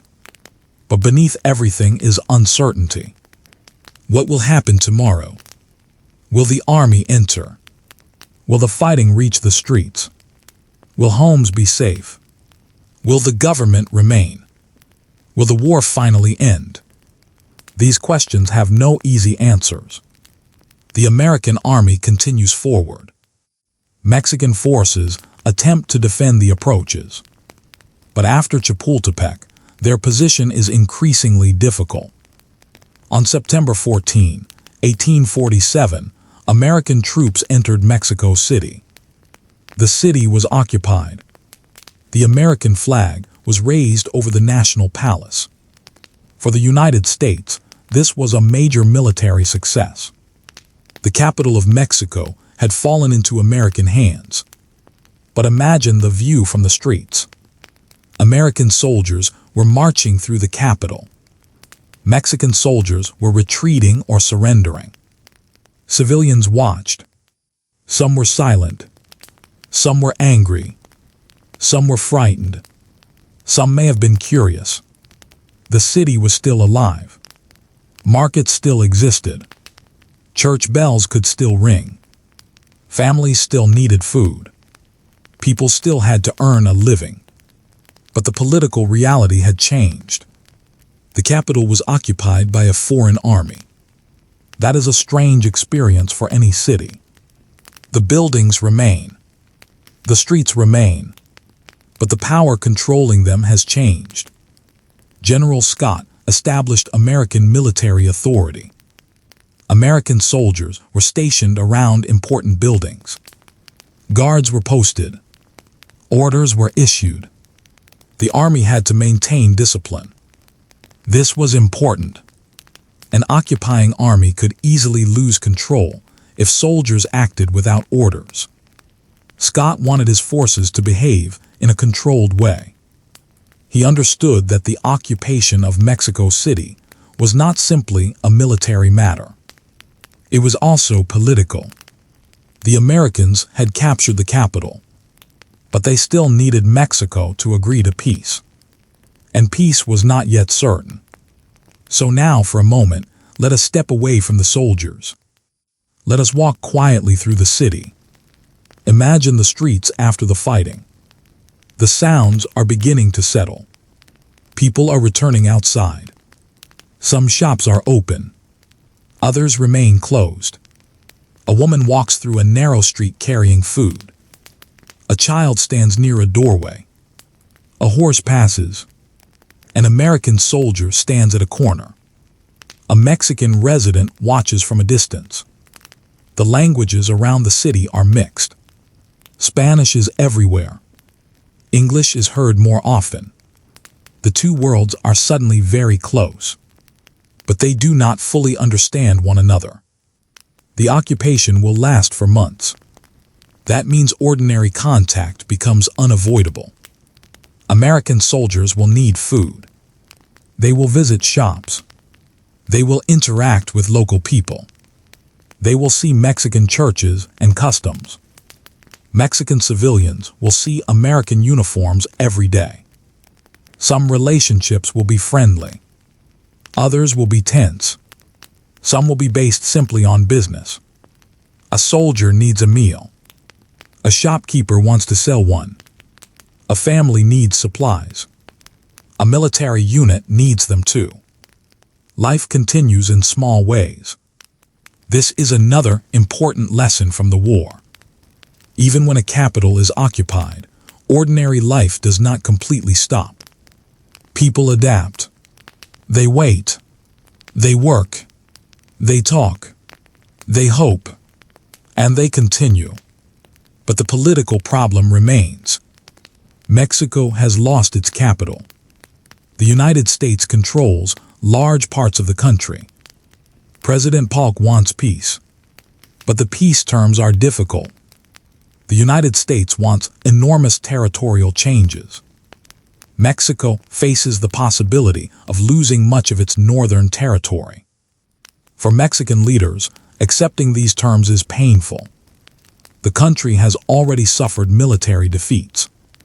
The government is under pressure. The people are divided. The war has caused destruction. And yet negotiations must continue. Representatives from both sides begin working toward a treaty. The American diplomat Nicholas Trist plays an important role. He had been sent by President Polk. His relationship with the president would become complicated. At one point, Polk wanted him to return. But Trist remained in Mexico. He continued negotiating. His decision would eventually help produce the treaty that ended the war. But that is still ahead. For now, Mexico City remains occupied. The American army is there. The Mexican government is under enormous pressure. And people across both countries are waiting. Let us imagine one of those evenings. The sun has gone down. The city is quiet. A few lamps glow in windows. Soldiers stand guard. Church bells may sound. Somewhere, an American officer reads a report. Somewhere else, a Mexican official studies the latest political news. In a small home, a family eats dinner. Perhaps they speak softly about the future. A child asks when the soldiers will leave. No one knows. The war has reached its climax. But peace has not yet arrived. This period of occupation is important because it shows something about war that battles alone cannot explain. Winning a battle is one thing. Controlling a country is another. An army can capture a city, but it cannot easily decide what millions of people will think. It cannot erase national identity. It cannot make a population forget its losses. And it cannot create lasting peace simply by occupying streets. Peace requires negotiation. It requires decisions. It requires compromise. And often, it requires people to accept things they do not like. The United States had achieved its military goal. Mexico's capital was occupied. Now the question became, what would happen to the land? What would happen to Texas? What would happen to California? What would happen to New Mexico? Where would the border be? How much money would the United States pay? Would Mexico accept the loss? And what would the new map of North America look like? These questions would shape the final months of the war. Before we leave Mexico City tonight, let us pause once more. Imagine standing on a quiet street after sunset. The stone buildings are dark. The sky above the city is deep blue. A few lights flicker. The mountains surrounding the valley are barely visible. The war has passed through this place. But the city is still here. The people are still here. The churches are still here. The homes are still here. The markets will open again. The roads will become busy again. Children will return to their routines. Merchants will sell their goods. Families will prepare meals. Life will slowly return to ordinary patterns. But history has changed. A foreign army has entered the capital. The balance of power has shifted. And a new map is being prepared. As the night grows quiet, let us step away from Mexico City. The battles are finished for now. The armies have stopped moving. The guns have become silent. The soldiers are resting. and diplomats are beginning the slow work of peace. There is still one major part of our story left: the Treaty of Guadalupe Hidalgo, the agreement that would formally end the war. The treaty would change the borders of North America. It would transfer enormous territories from Mexico to the United States. And it would create questions that would continue long after the soldiers returned home. Questions about citizenship, questions about land, questions about slavery, questions about the future of the Western territories. The war had ended on the battlefield, but its consequences were only beginning. So for now, let us leave the city beneath the quiet night sky. Take a slow breath. Imagine the lights of Mexico City in the distance. Imagine the mountains around the valley. Imagine the soldiers standing quietly at their posts. And imagine the diplomats sitting at tables, preparing words that would change the map. The guns have become quiet. The road toward Mexico City is complete. Now the road toward peace begins. Rest for a while. The story will continue. Good night. Welcome back to my channel. Tonight, we continue our slow walk through the Mexican-American War. The battles have become quieter now. Mexico City is occupied. The American army is in control of the capital. The Mexican government is under enormous pressure. And far from the battlefields, another kind of struggle is beginning. This time, the struggle will happen around tables. It will happen through letters, through careful conversations, through maps, through long arguments over borders and land.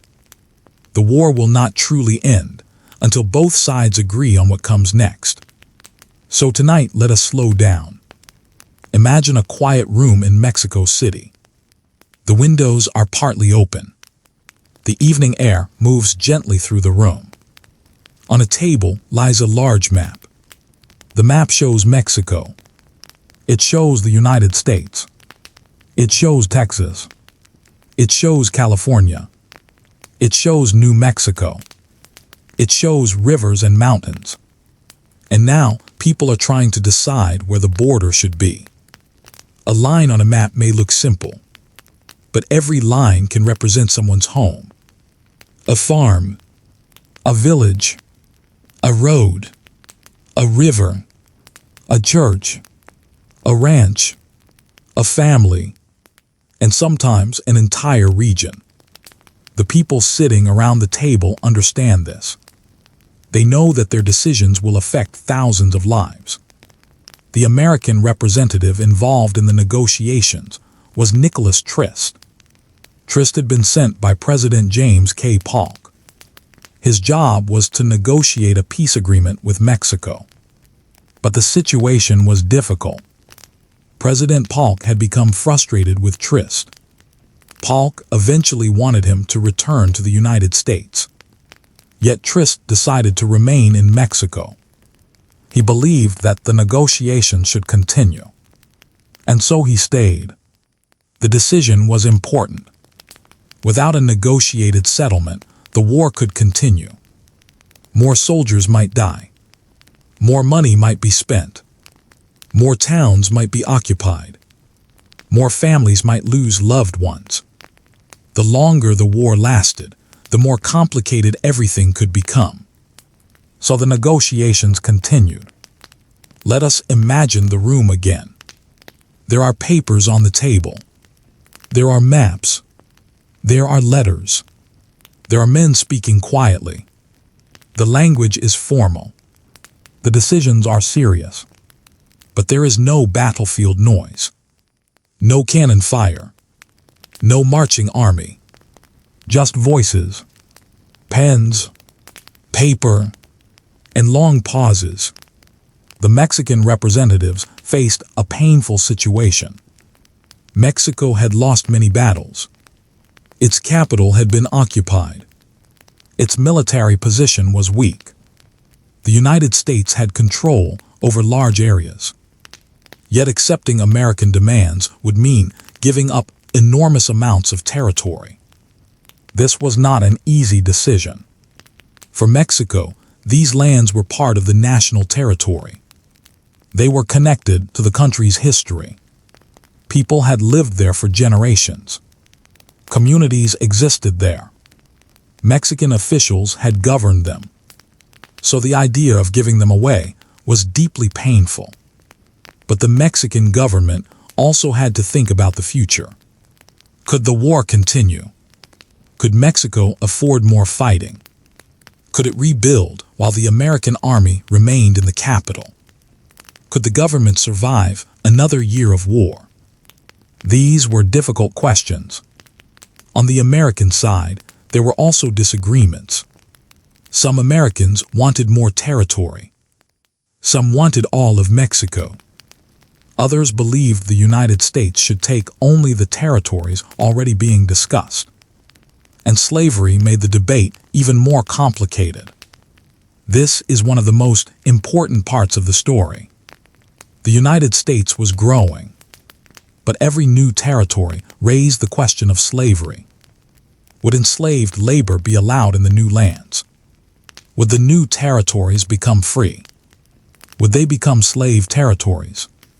The political balance between the North and South was already fragile. The Mexican-American War therefore created a problem that went far beyond foreign policy. It touched the future of the United States itself. Some Americans argued that the war was a chance to expand the country. Others worried that expansion would strengthen slavery. Some opposed the war for moral reasons. Others opposed it because they believed President Polk had deliberately pushed the country toward conflict. There was no single American opinion. There was no single Mexican opinion either. People had different hopes, different fears, different ideas about the future. History is often easier to understand when we remember this. Countries are not single people. A country is made of millions of individuals. They can disagree deeply. They can argue. They can support different leaders. And yet, from a distance, we sometimes describe them as if everyone thought the same way. They did not. Now let us return to the negotiations. The main question was territory. The United States wanted Mexico to recognize the Rio Grande as the southern boundary of Texas. Mexico would also give up its claims to Texas. But the agreement would go much farther. Mexico would cede a vast area to the United States. This area would include present-day California and New Mexico. It would also include land that later became parts of Arizona, Nevada, Utah, Colorado, and Wyoming. The territory was enormous. Think about the size of the land. From the Pacific coast across deserts and mountains, across high plateaus, across valleys, across plains, a huge part of the American West would soon become part of the United States. But in 1848, these places were not yet the modern states we know. There were no modern highways, no large cities like Los Angeles or Las Vegas, no giant airports, no endless suburbs. Much of the land was sparsely populated from the perspective of the Mexican and American governments. But it was not empty. Indigenous peoples lived across the region. Mexican communities existed. Ranchers worked the land. Farmers planted crops. Merchants traveled. Small settlements existed beside rivers and roads. The land had human history long before it appeared on an American map. This is important. A government can transfer territory through a treaty. But people do not disappear simply because a border changes. The people living in these regions would now face a new political reality. They would have to live under a different government. And many would have questions about their rights. Would they keep their land? Would they become citizens? Would they be treated equally? Would their language and traditions be respected? These questions would become important after the treaty. For now, the diplomats were focused on reaching an agreement. The Treaty of Guadalupe Hidalgo was signed on February 2, 1848. The treaty was named after the small town of Guadalupe Hidalgo, near Mexico City. It was a major moment.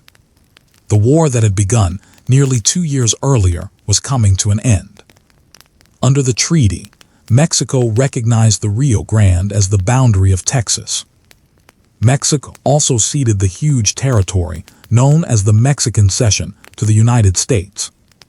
In return, the United States agreed to pay Mexico $15 million. The United States also agreed to assume certain claims by American citizens against Mexico. The treaty was then sent through the political process in the United States. The U.S. Senate had to approve it. This was not automatic. There were debates. There were political arguments. Some Americans wanted more territory. Some opposed the treaty. Others believed the war had already gone too far. Eventually, the Senate ratified the treaty. The war was over. But let us not rush past the moment. Imagine the news reaching a small town. A newspaper arrives. The war is over. Peace has been agreed. A soldier reads the words. Perhaps he has been away from home for 2 years. Perhaps he has not seen his family since before the fighting began. Now he can return. Imagine a family waiting for a soldier. They have not heard from him recently. Then one day, someone brings the news.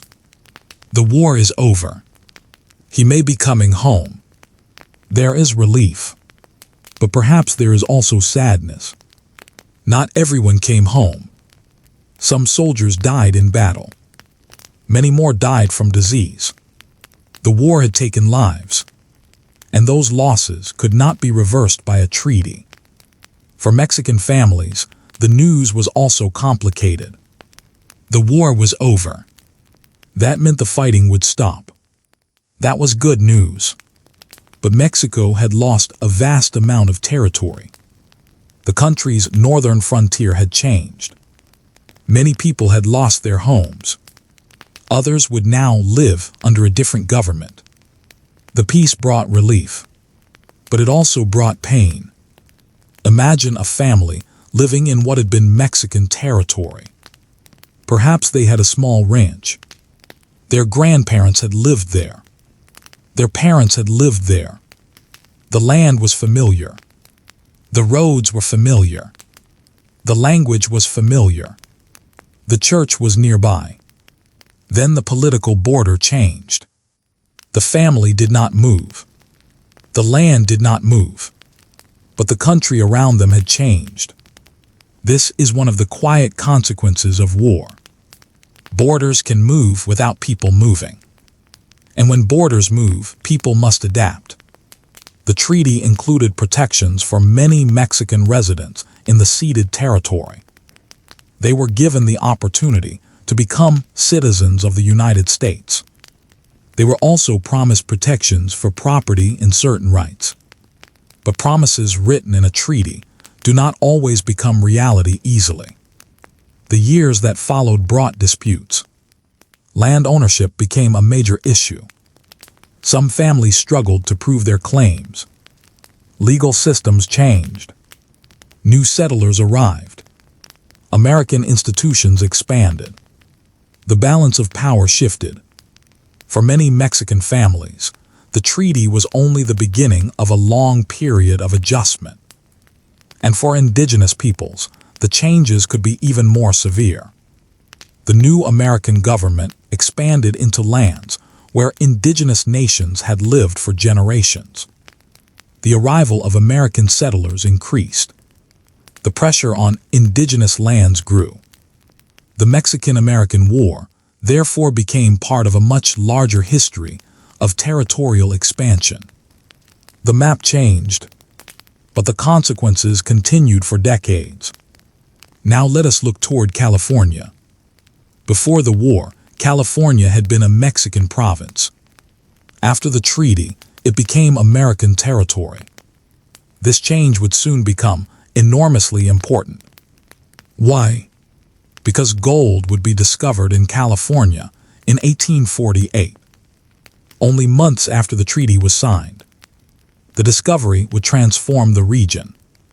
People from the United States and many other parts of the world would rush toward California. The population would grow quickly. Towns would expand. New roads would appear. Ships would arrive. The western United States would begin to change at a remarkable speed. But for now, in early 1848, the future is still hidden. The mountains are quiet. The rivers flow. The ranches remain. California has no idea how dramatically its future is about to change. Imagine standing beside a California river. The water moves slowly. The hills are quiet. A few animals move through the grass. There is no giant city, no crowded highway, no endless stream of cars. The land seems peaceful, and yet beneath the ground is something that will soon change the world. Gold. The discovery at Sutter's Mill would become one of the most important events in California's history. But that is another story. For now, the treaty has changed the map. The United States has gained enormous territory. Mexico has lost a large part of its northern lands. The Pacific coast is now open to American expansion.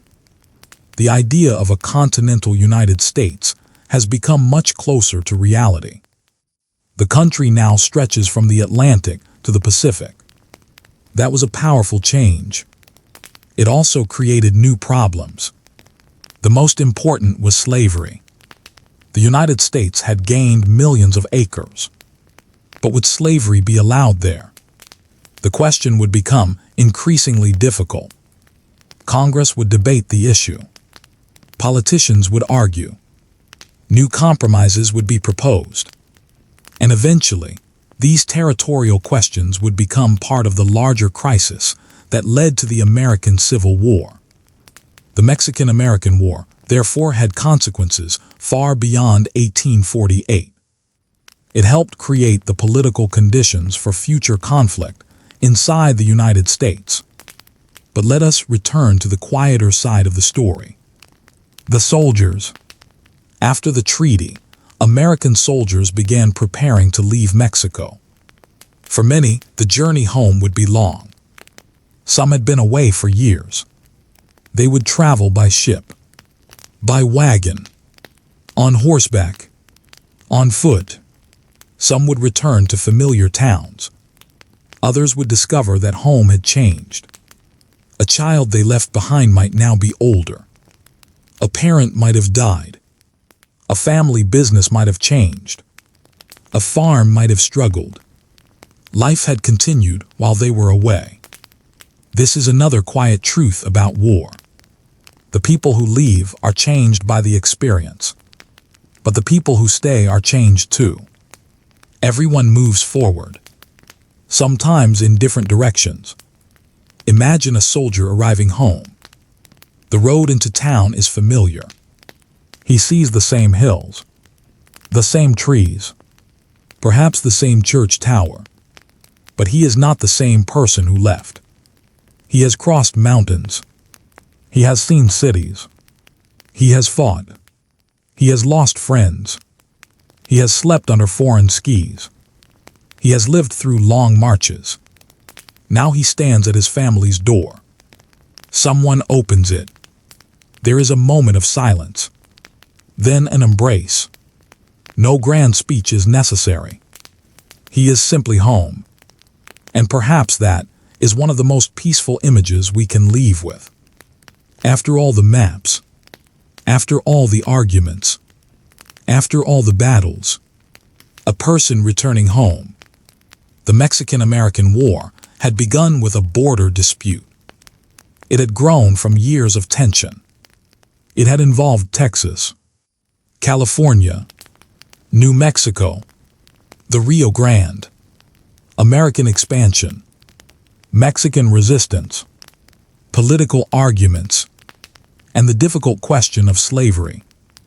It had ended with a treaty. But the treaty did not erase the past. It simply created a new future. A future with new borders, new territories, new political problems, new opportunities, and new struggles. Let us now return to the map. Imagine it lying on a wooden table. The paper is old. The ink is dark. The borders have been redrawn. The United States now reaches the Pacific. Mexico's northern border is farther south. The Rio Grande marks part of the boundary. California is on the American side. New Mexico is on the American side. The Great Western Territory has changed hands. A few lines on paper represent an enormous transformation. But if we look closely, the map is still only a map. It does not show the people. It does not show the homes. It does not show the families. It does not show the graves. It does not show the soldiers returning. It does not show the children growing up under a new flag. Maps are useful, but maps cannot tell the whole story. So tonight, let us remember both. The map and the people, the territory and the lives, the political decision, and the ordinary mourning that follows. Because history is not simply about what governments decide. It is also about what happens afterward. The treaty was signed. The armies went home. But the new territories became the center of American expansion. Settlers moved west. Businesses followed. Railroads would come later. Cities would grow. The Pacific coast would become increasingly important. And the United States would become a much larger continental power. Mexico would face its own future. The country would continue to experience political struggles. Its leaders would change. Its government would change. Its society would change. The memory of the war would remain. For many Americans, the war would be remembered as a successful expansion. For many Mexicans, it would be remembered as a painful national loss. Different memories would develop. Different stories would be told. And both would become part of the history of North America. As the night grows quiet, let us leave the diplomats at their table. The papers are signed. The ink is drying. The room is calm. Outside, the city continues. A carriage moves slowly along a street. A lamp glows in a window. Someone closes a shop. A family prepares for sleep. The war is finally ending. And across the continent, people are beginning to imagine what comes next. Some will travel west. Some will stay. Some will rebuild. Some will mourn. Some will dream. The map has changed. The future has changed with it. Take a slow breath. Let the image of the old map fade. The borders become softer. The mountains become distant. The Pacific becomes a dark line beneath the evening sky. The long war is over. But its story does not end in 1848. Its consequences will continue. The land gained during the war will help shape the United States. The political arguments created by expansion will grow stronger. The question of slavery will become more difficult. California will soon be transformed by gold. And people across the new Western territories will experience a new era. In our next chapter, we will slow down and look at those consequences. We will explore what the war meant for ordinary people, for Mexican communities, for American settlers, for indigenous peoples, for soldiers returning home, and for a United States that now stretched across an entire continent. For tonight, however, the treaty is signed. The guns are silent. The soldiers are beginning their journeys home. and the old map rests quietly on the table. Good night. Rest well. And when you are ready, we will continue our slow walk through the history that came after the Mexican-American War.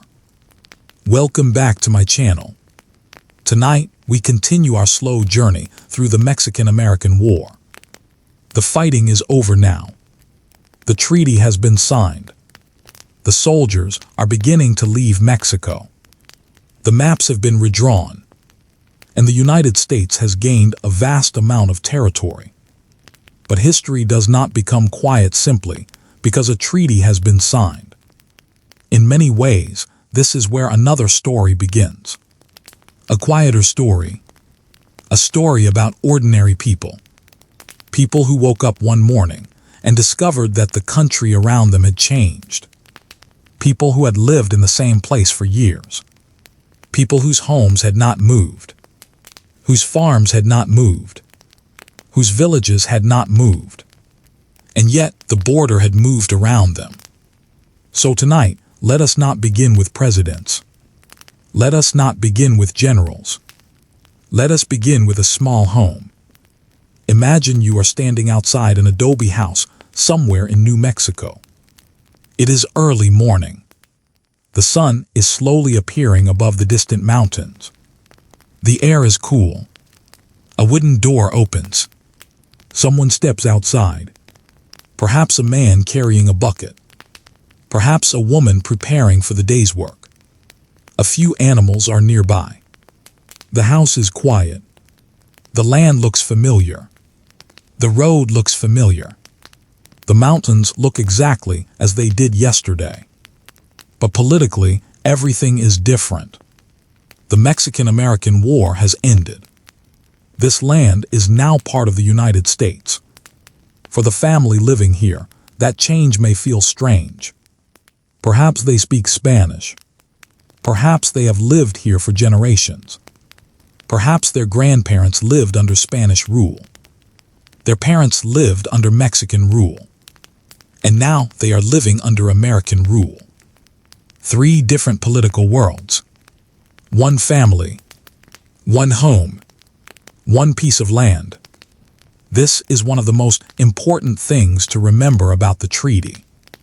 The land was transferred, but the people did not suddenly become different. Their language did not change overnight. Their customs did not disappear. Their food did not change. Their family traditions remained. Their memories remained. Their churches remained. Their villages remained. Only the government had changed. And government changes can be complicated. The Treaty of Guadalupe Hidalgo promised protections for Mexican residents of the territories that were transferred to the United States. They could become American citizens. Their property rights were supposed to be protected. Their religious practices were to be respected. On paper, these promises were important. But life on paper and life on the ground are not always the same. As more American settlers arrived, competition over land increased. People who had held land for generations sometimes found themselves facing new legal systems. Old land grants could be difficult to prove. Documents could be questioned. Different legal traditions could collide. A family might say, "This land belongs to us." A new official might ask for written proof. The family might produce an old document written in Spanish. The official might not understand it. The process could take years, sometimes decades. And while the legal process continued, land could become more difficult to keep. This was especially important in New Mexico and California. Let us imagine a ranching family in California. The family has a large piece of land. There are cattle. There are horses. There are workers. There is a home. There may be fruit trees. There may be a small chapel nearby. The family has lived according to Mexican traditions. Then more Americans begin arriving. At first, there are only a few. Then there are more. They speak English. They bring different legal customs. They bring different ideas about land. And soon the balance begins to change. At first, the change may seem harmless. A new traveler passes through. A new shop opens. A new road is built. A new family settles nearby. But gradually, the region becomes more crowded. Land becomes more valuable. And people begin to compete. The Mexican-American War therefore created a new social world. It was not simply about the border between two countries. It was about who would control the land, who would own it, who would work it, who would govern it, and who would have a voice in the future. Now let us move north for a moment. Think about the United States in 1848. The country is celebrating the end of the war. The newspapers are full of news. Many Americans are proud. The country has expanded enormously. The Pacific coast is now within American territory. The idea of a nation stretching from the Atlantic Ocean to the Pacific Ocean is becoming real. People begin imagining new possibilities. New farms, new towns, new trade routes, new ports, new businesses. And then something happens in California. Gold. The discovery at Sutter's Mill becomes known more widely. At first, the news travels slowly. But gradually, people begin to believe it. Gold has been found. People start dreaming. A farmer hears the news. A shopkeeper hears it. A young man hears it. A sailor hears it. A merchant hears it. A person with almost nothing hears it. And suddenly, California seems like a place where a new life might be possible. Thousands of people begin making plans. They will become part of what we now call the California Gold Rush. The Mexican-American War had ended just before this transformation. So the timing was remarkable. The United States had just gained California. And almost immediately, California became one of the most famous places in the world. Imagine California before the rush. The landscape is quiet. The population is small compared with what it will become. There are ranches, small settlements, mission communities, Mexican families, indigenous peoples, American settlers. The Pacific Ocean stretches along the coast. Then the gold rush begins. People arrive from the eastern United States. They arrive from Mexico, from South America, from Europe, from China, from many other places. Ships enter the ports. Wagons move across the land. People walk long distances. Some travel around Cape Horn. Some cross Panama. Others cross the American continent. California begins to change quickly. Small settlements become towns. Towns become cities. San Francisco grows rapidly. The old Mexican world begins to mix with a new American world. And again, we should slow down. Because behind the famous gold rush stories were ordinary people. A young man may have left his family. He may have sold his farm. He may have borrowed money. He may have traveled for months. He arrives in California expecting to find gold. Instead, he may find mud, crowded camps, expensive food, hard work, cold nights, long days, and disappointment. Gold was not guaranteed. Most people did not become rich. Many returned home with very little. Others stayed. Some opened stores. Some became farmers. Some worked in transportation. Some cooked meals. Some repaired tools. Some sold clothing. Some provided services to the miners. The gold rush was not only about gold. It created a new economy. a new population, a new California, and eventually California would become a state. But before we move too far into the future, let us return to 1848. The treaty has only just been signed. The people living in the new territories do not yet know what is coming. A Mexican rancher in California does not know that thousands of foreigners will soon arrive. A farmer in New Mexico does not know how American settlement will affect his land. An indigenous family does not know how quickly new settlers will enter their region. An American politician does not know how much trouble the new territories will create over slavery. History is often like this. People live inside change without knowing its full shape. They see only the next day, perhaps the next week, perhaps the next season.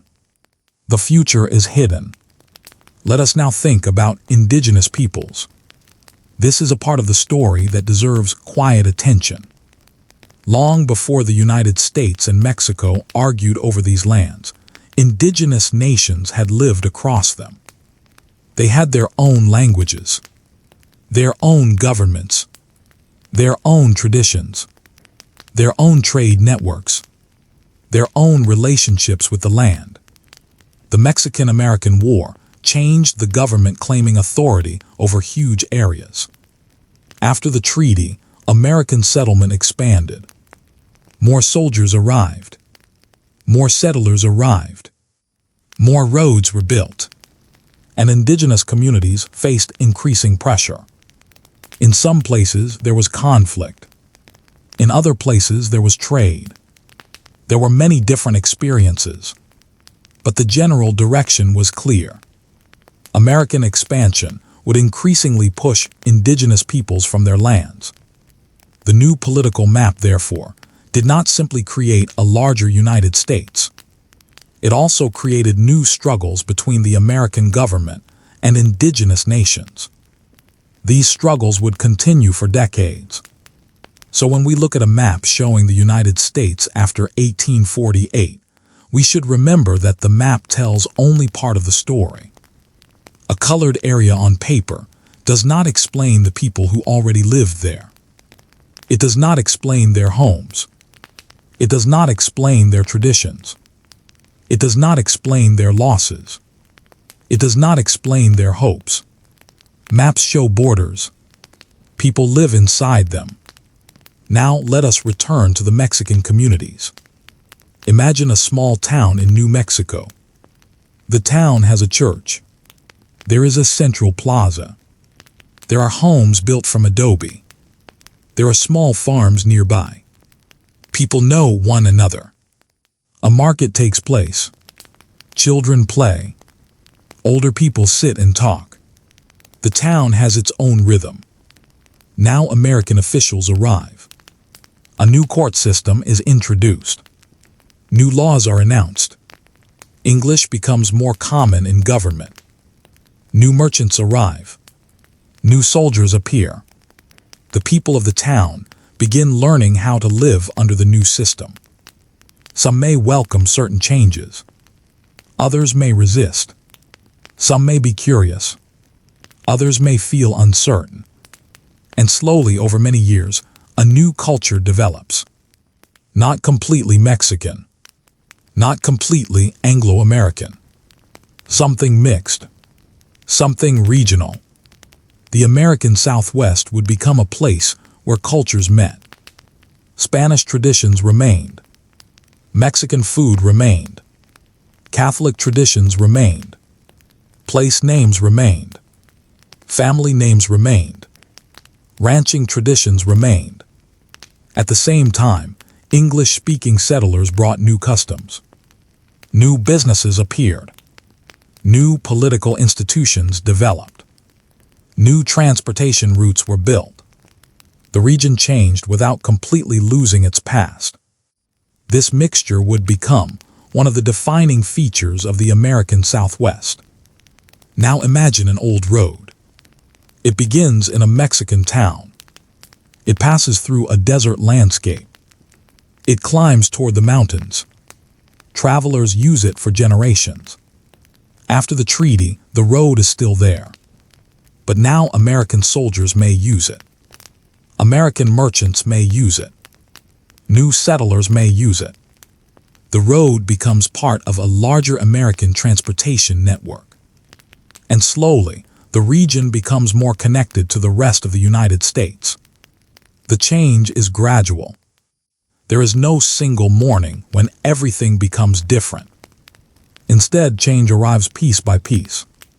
A new wagon, a new shop, a new official, a new language, a new family, a new road, a new school, a new newspaper, and eventually a new generation grows up. Children born after the war will experience the new political world as normal. For them, the United States will already include California and New Mexico. They will not remember the old border. Their parents will. Their grandparents will. But the children will grow up inside the new map. That is how historical change becomes permanent. One generation remembers the old world. The next grows up in the new one. Now let us think about the soldiers. The American soldiers who fought in Mexico returned home with stories. Some returned as heroes. Some returned quietly. Some carried injuries. Some carried memories they rarely discussed. Many had become accustomed to military life. They had spent months or years marching. Now they returned to ordinary life. The transition could be strange. Imagine waking in your own bed after years of sleeping in camps. The room is familiar. The ceiling is familiar. The sounds are familiar. But your mind still remembers distant places. You remember Mexico, the mountains, the dusty roads, the camps, the battles, the faces of men who did not return. You hear a horse outside. For a moment, you think you are back in camp. Then you remember. You are home. Home can be comforting. But returning home after war is not always simple. Families change. People change. The soldier has changed. The country has changed. And sometimes, the person who left and the person who returns feel like different people. Mexican soldiers faced their own return. Some went back to families. Some returned to damaged communities. Some had lost friends. Some had lost their positions. Some had been captured. Some had spent months under difficult conditions. The war had affected both societies, and both would carry its memory. Now let us consider one of the most important political consequences. The United States had gained a huge amount of land.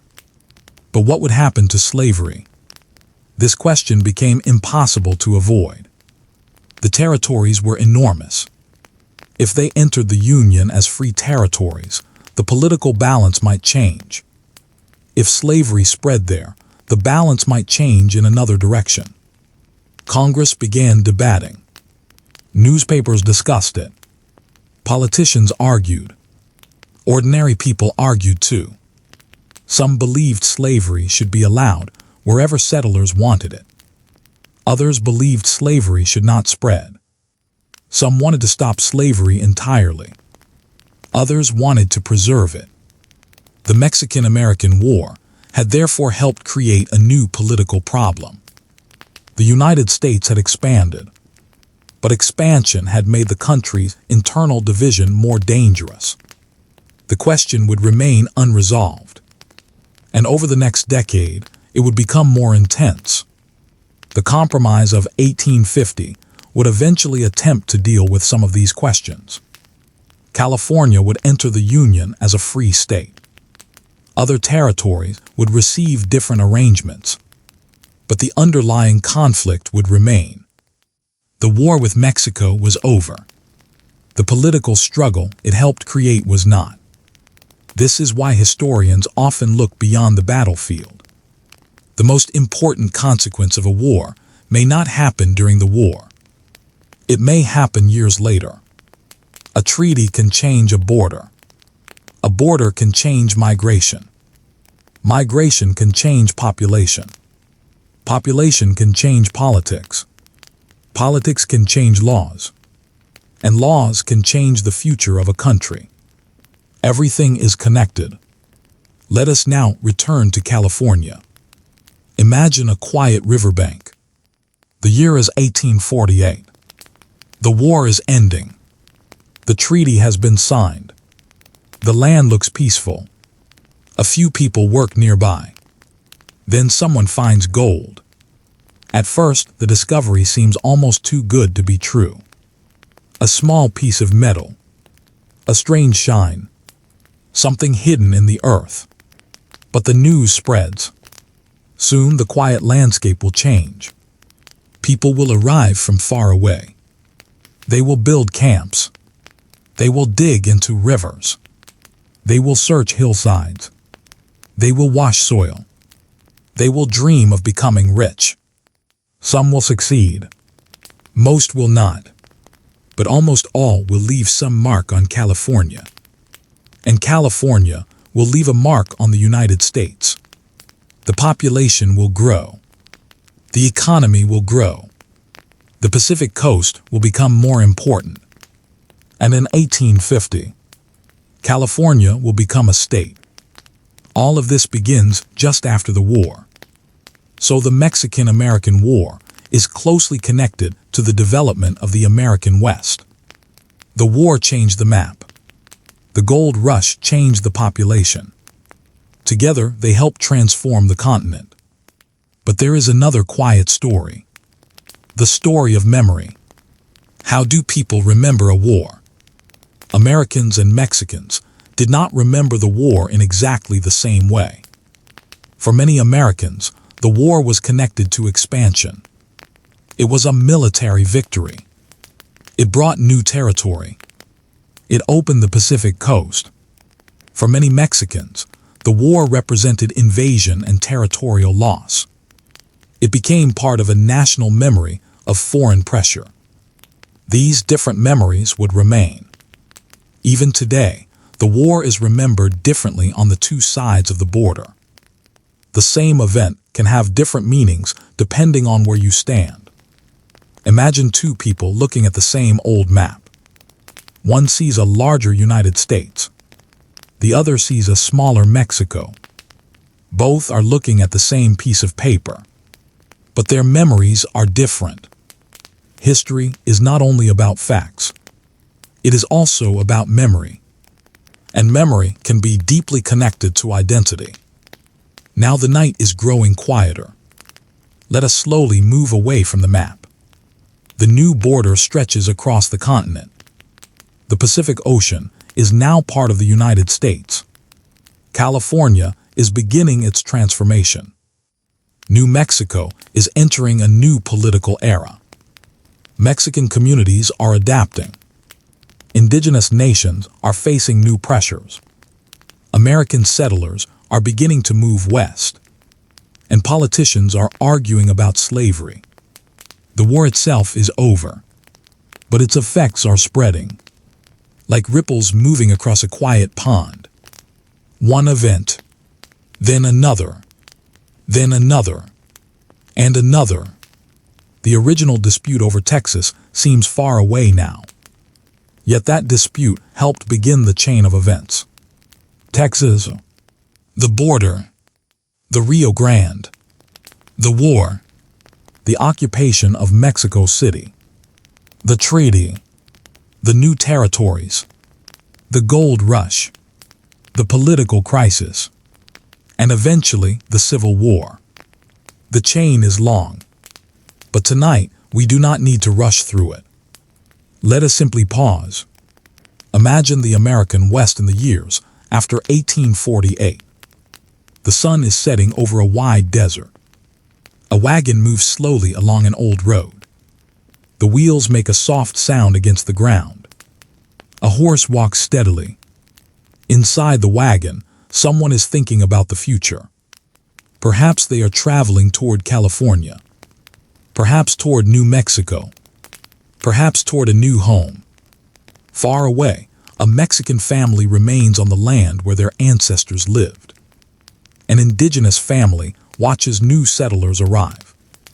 A miner searches a riverbank. A soldier returns home. A politician reads a newspaper.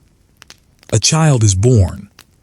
The new era is beginning, and nobody can yet see where it will lead. That is the peaceful mystery of history. We can look backward. We can see the consequences. But the people living through the moment could not. They could only take one step at a time. One morning, one journey, one decision, 1 year, and slowly the future arrived. So tonight, let us rest with that image. The old border is fading. The new border is becoming familiar. The mountains remain. The rivers remain. The stars remain. The people continue. History has changed the map. But life continues beneath the map. Families still prepare meals. Children still play. Farmers still work. Merchants still open their doors. People still fall in love. People still grow old. People still hope for better days. Even after war. Especially after war. The world continues. Take a slow breath. Let your thoughts become quiet. Imagine the wide western landscape under the evening sky. The road is empty. The air is cool. The mountains are dark. Somewhere in the distance, a small campfire glows. A traveler is preparing to sleep. A family is closing its door. A horse is resting beside a wagon. The new American West is beginning. And the story of the Mexican-American War is slowly becoming memory. But there is still more to understand. In the next chapter, we will look more closely at the final years of the 1840s. We will follow the gold rush. We will watch California change. We will see how the new territories entered American politics. And we will explore how the war helped lead toward one of the most difficult political struggles in American history. For now, though, there is nothing more to do. The treaty is signed.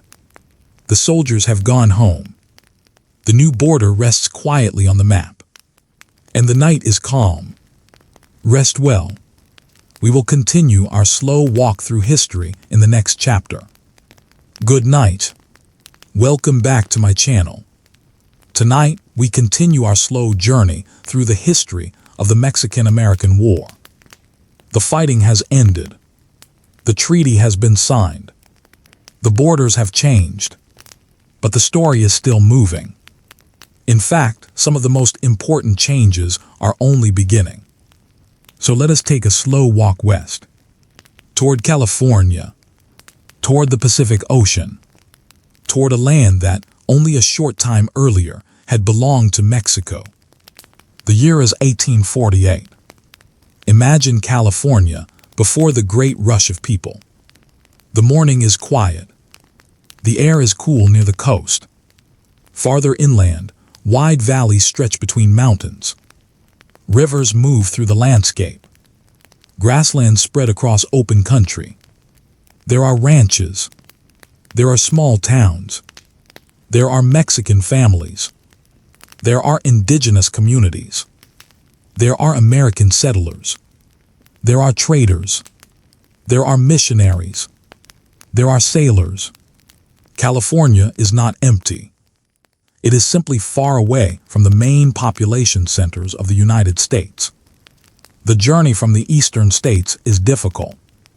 There are no railroads crossing the continent. No modern highways. No airplanes. The Pacific coast feels distant, almost like another world. But that is about to change. The discovery of gold will make California famous.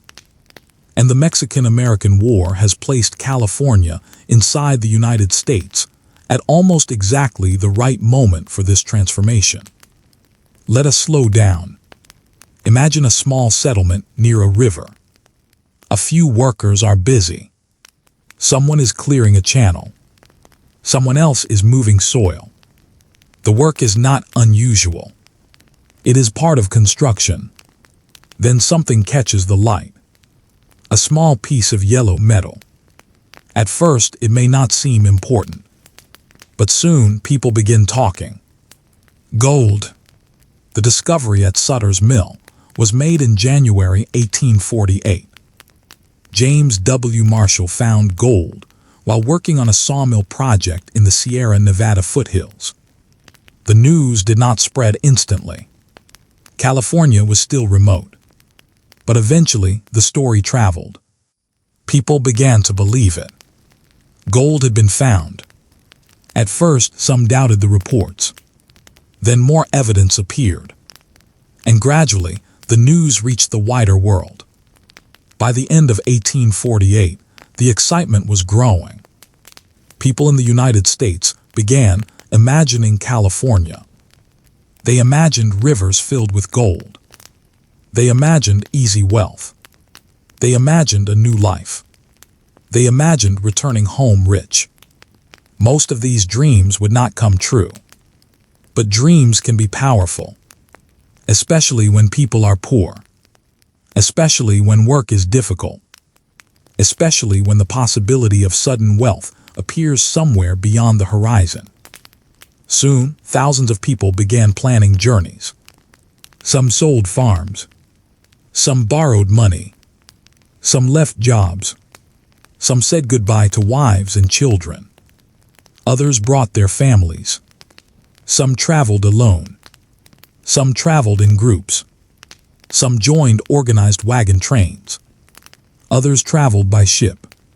The journey itself became part of the story. Imagine leaving a small town in the eastern United States. You pack your belongings. You have a few tools.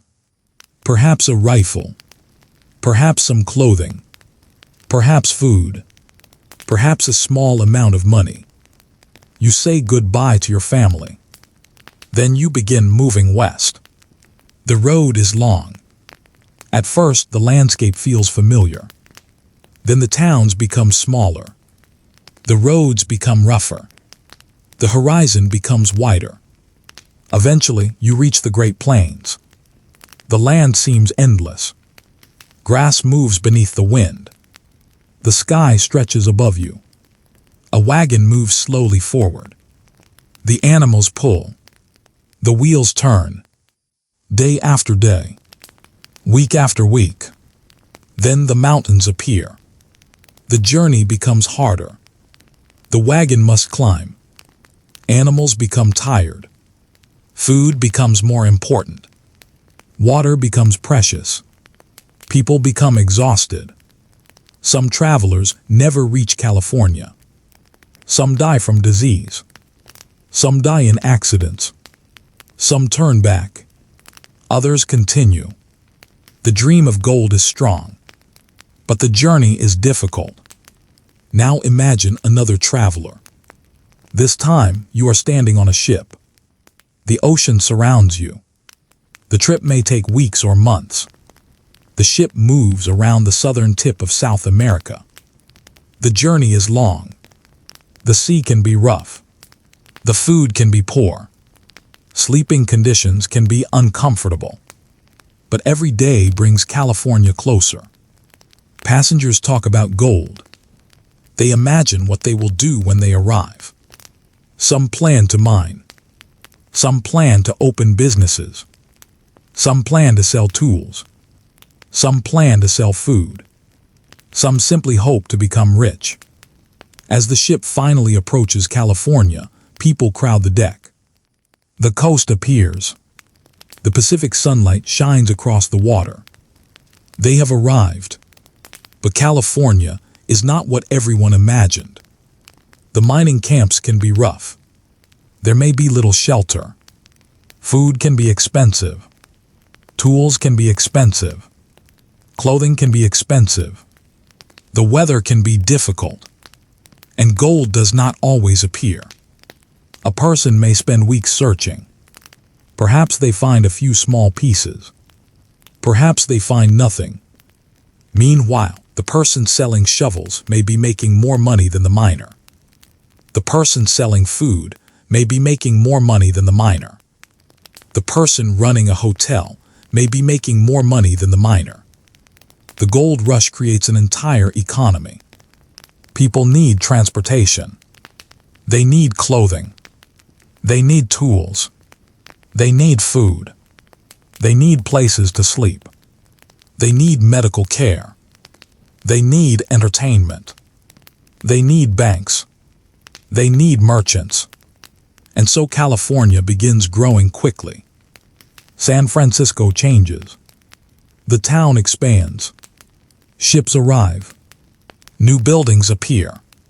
Streets become crowded. People from many parts of the world meet there. The language of the streets becomes mixed. Spanish can be heard. English can be heard. Chinese languages can be heard. People from Latin America arrive. People from Europe arrive. People from the eastern United States arrive. The city becomes one of the most diverse places in the young American West. But this rapid growth also brings problems. Housing becomes expensive. Crime can increase. Diseases spread. Food prices rise. Competition becomes intense. And not everyone is treated equally. Some groups face discrimination. Chinese immigrants, in particular, would face serious discrimination in the years ahead. Mexican residents also found themselves living in a changing society. The old California way of life was being transformed. Large ranches and traditional communities faced pressure from new settlers. Land became valuable. Legal disputes increased. Old land grants were questioned. The political world was changing. The population was changing. The economy was changing. And California was changing with it. Now imagine an older Mexican ranching family. For years they have lived quietly. They have horses, cattle, land, a home, family traditions. The arrival of thousands of newcomers changes the world around them. The old roads become crowded. New towns appear. New fences are built. New laws are introduced. The family's land becomes more valuable. And with greater value comes greater pressure. The family may still speak Spanish. They may still eat traditional foods. They may still celebrate old customs. But the political world around them is increasingly American. This was the reality for many Mexican Californians. The Treaty of Guadalupe Hidalgo had promised protections. But proving ownership could be difficult. Legal cases could take years. Legal fees could be expensive. And while cases were being decided, land could be lost. So the treaty's promises were important. But the transition was not simple. Now let us think about California's statehood. The gold rush caused the population to grow so quickly that California soon had enough people to seek statehood. In 1850, California entered the United States as a state. This happened only 2 years after the Treaty of Guadalupe Hidalgo. Think about that. In a very short period of time, California went from being Mexican territory to American territory, and then to a U.S. state. The speed of change was remarkable. But California's admission created another political problem. The issue of slavery. California wanted to enter as a free state. That could upset the balance between free and slave states in the Senate. The question became part of the larger debate that led to the Compromise of 1850. The United States was growing, but the country was also becoming more divided.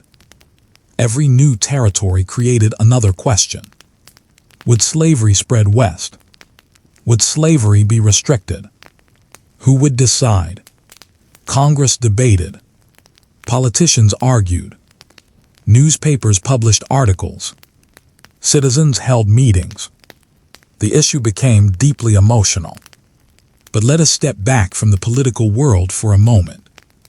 Imagine a family sitting around a table in 1850. They are reading a newspaper.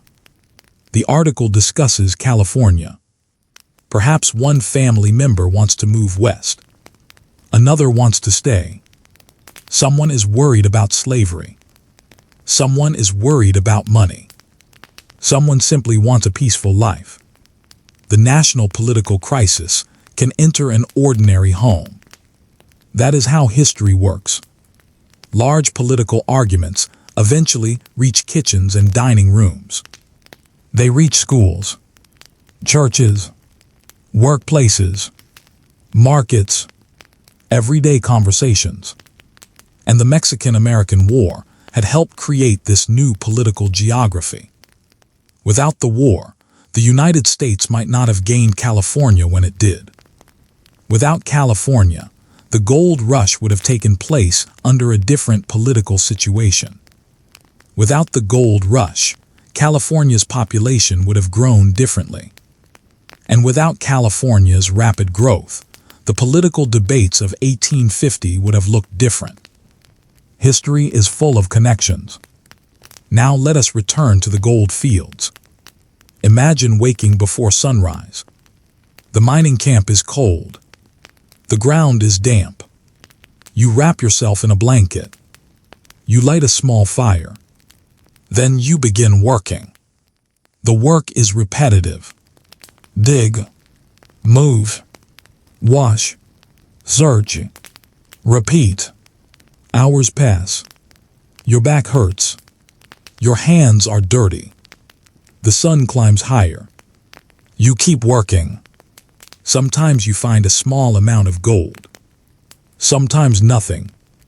The dream of wealth slowly becomes ordinary labor. This is something many miners discovered. Gold mining was hard work. It required patience, strength, luck, and often money for equipment. The easiest gold was taken first. Later miners needed more complicated methods. They dug deeper. They moved larger amounts of earth. They changed rivers. They damaged landscapes. The environment itself began to change. This is another lasting effect of the gold rush. The search for wealth altered rivers, forests, and hills. The land that had been quiet for generations became a place of intense human activity. Yet not everyone wanted to mine. Some people realized that the miners needed food. They began growing crops. Others opened stores. Some became blacksmiths. Some built wagons. Some became merchants. Some provided transportation. Some ran hotels. Some opened restaurants. The gold rush therefore created a new economic network. Gold attracted people. People created towns. Towns created businesses. Businesses attracted more people. And California grew. Now think about the Pacific Ocean. Before the war, it was distant from most Americans. After the war, the United States controlled a Pacific coast. California made that coast valuable. Trade with Asia became more important. Ships could travel from American ports across the Pacific. San Francisco became a major center. The United States was becoming a Pacific power. The Mexican-American War had therefore changed more than a border. It changed the country's geographic possibilities. The nation now looked west across the Pacific. This would influence American trade and expansion for generations. But again, we should remember the people who were already there. Indigenous peoples in California suffered enormously during the gold rush. Their communities faced disease, violence, loss of land, loss of food sources, forced labor, and population decline. The arrival of thousands of settlers brought a devastating transformation. Some indigenous people were killed. Others were forced away from their lands. Their traditional ways of life were disrupted. California's rapid growth came at a terrible cost for many indigenous communities. This is an important part of the story. The gold rush is often remembered as an exciting adventure. Men traveling west, rivers filled with gold, new towns, new opportunities. But beneath that story was another story. A story of dispossession, a story of violence, a story of communities losing control of their land. History can contain both. The excitement of one group can be the tragedy of another. So when we remember the California Gold Rush, we should hold both stories together. The dreams and the losses, the new towns and the disappearing old communities, the wealth and the suffering, the opportunity and the unfairness. Now, as the evening grows quiet, let us imagine California several years after the gold discovery. The landscape has changed. New roads cross the countryside. New buildings rise. More ships enter the ports. San Francisco is larger. The population is much greater. English is increasingly common. But Spanish remains. Mexican traditions remain. Indigenous traditions remain, although many communities have been badly damaged. New cultures are meeting, sometimes peacefully, sometimes painfully. California is becoming something new, and the United States is becoming something new with it. Now let us return east. The news from California travels across the country. People read about gold. Some decide to leave. Others worry about losing workers. Some families divide. One person wants to go. Another wants to stay. Merchants see opportunity. Politicians see a new state. Railroad supporters see future markets. The country begins looking west. The idea of manifest destiny has reached a new stage. The United States now stretches across the continent. Many Americans see this as proof of national progress. But expansion also raises questions. Who owns the land? Who decides the future? What happens to indigenous nations? What happens to Mexican communities? What happens to slavery? What happens when new settlers arrive? These questions do not have easy answers, and the United States will struggle with them. The Mexican-American War is therefore part of a much larger story. A story about expansion, a story about power, a story about land, a story about identity, and a story about the future of American democracy. Now imagine a newspaper office in the early 1850s. A printer works late into the evening. The room smells of ink and paper. Pages are stacked on a table. The latest news is being prepared. There are reports from California, reports from Washington, reports from the Western Territories, reports about slavery, reports about new settlers. The printer continues working. Outside, the town is becoming quiet. The press keeps moving. Page after page. Word after word. The country is changing, and people are trying to understand it. A newspaper can make distant events feel close. A person in New York can read about California. A person in Ohio can read about New Mexico. A person in Georgia can read about Congress. A person in Massachusetts can read about the gold fields. The nation is becoming more connected, and this connection will make political disagreements spread faster. The new territories are not simply places on a map. They are becoming part of the national conversation. Now let us return to the Mexican-American War itself. Some Americans later described it as a brilliant military campaign. American forces had captured Mexico City. They had defeated larger Mexican armies. They had taken enormous territory. But others criticized the war. They believed the United States had acted aggressively. They believed Mexico had been pushed into a conflict it could not win. Some Americans worried about the moral meaning of expansion. Abraham Lincoln had questioned the administration during the war. Henry David Thoreau later refused to pay a tax in protest against the war and slavery. Others criticized the conflict in Congress and newspapers. So even at the time, Americans disagreed deeply about what the war meant. There was no single American response.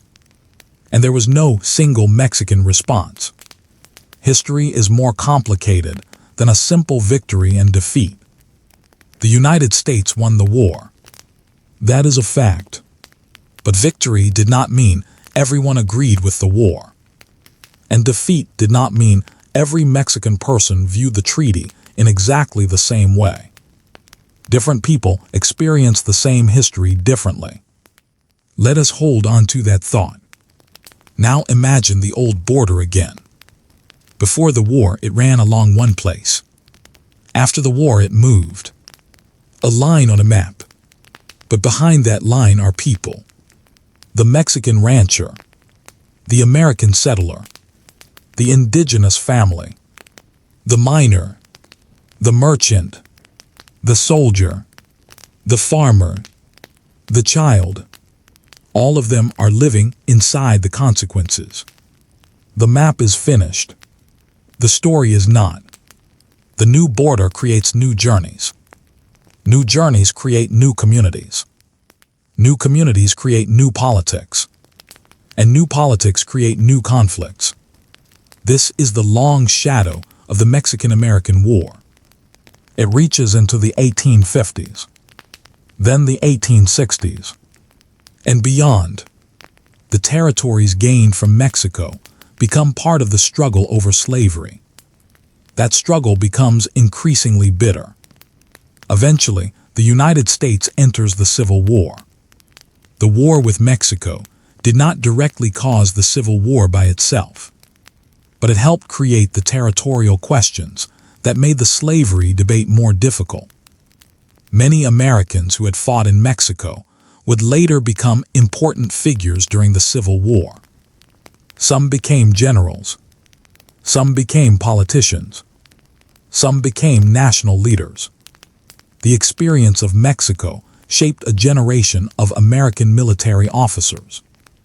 Among them was Ulysses S. Grant. He had served as a young officer during the Mexican-American War. So had Robert E. Lee, George B. McClellan, Stonewall Jackson, and many others.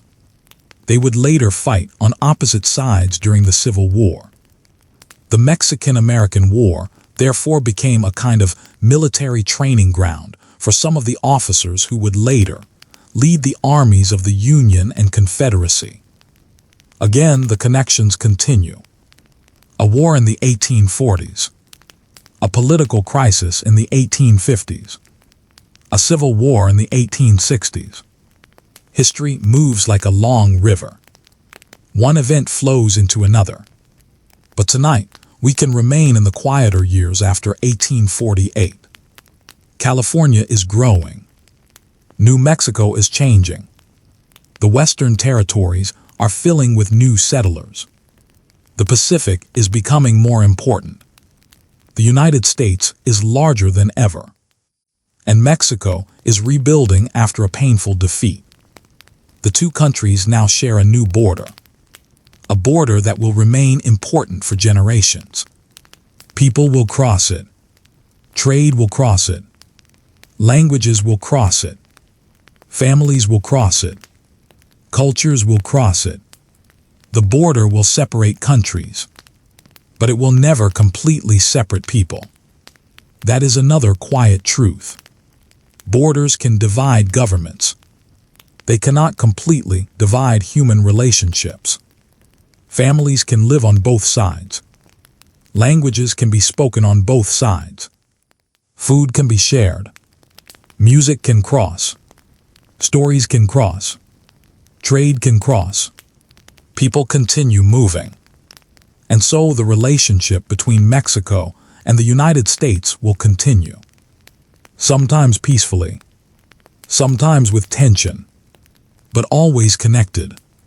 The Mexican-American War is only one chapter in that much longer relationship. Now let us slow down again.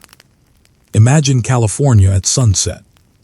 The gold fields are quiet for a moment. A miner sits beside a small fire. His clothes are dusty.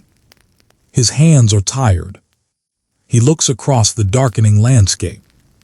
Perhaps he has found gold. Perhaps he has not. Perhaps he plans to stay. Perhaps he wants to go home. A few miles away, a Mexican family prepares dinner. Farther away, an indigenous family gathers for the evening. In San Francisco, ships sit in the harbor. Lights begin to appear. The Pacific Ocean becomes dark. The world is changing, but the sunset is the same. The mountains remain. The stars appear. The river continues to flow. People are still people. And after all the political arguments, that simple truth remains. As the night grows quiet, let us allow California to fade into the distance. The gold rush will continue. The towns will grow. The new state will become important. But for tonight, we can leave the miners beside their fires.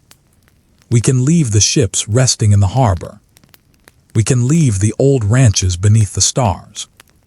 And we can return to the larger story. The Mexican-American War changed the map. The gold rush changed California. The new territories changed American politics. And the question of slavery was becoming harder and harder to avoid. The United States had become larger, but it was also becoming more divided. In the next chapter, we will slowly explore that political struggle. We will look at the Compromise of 1850.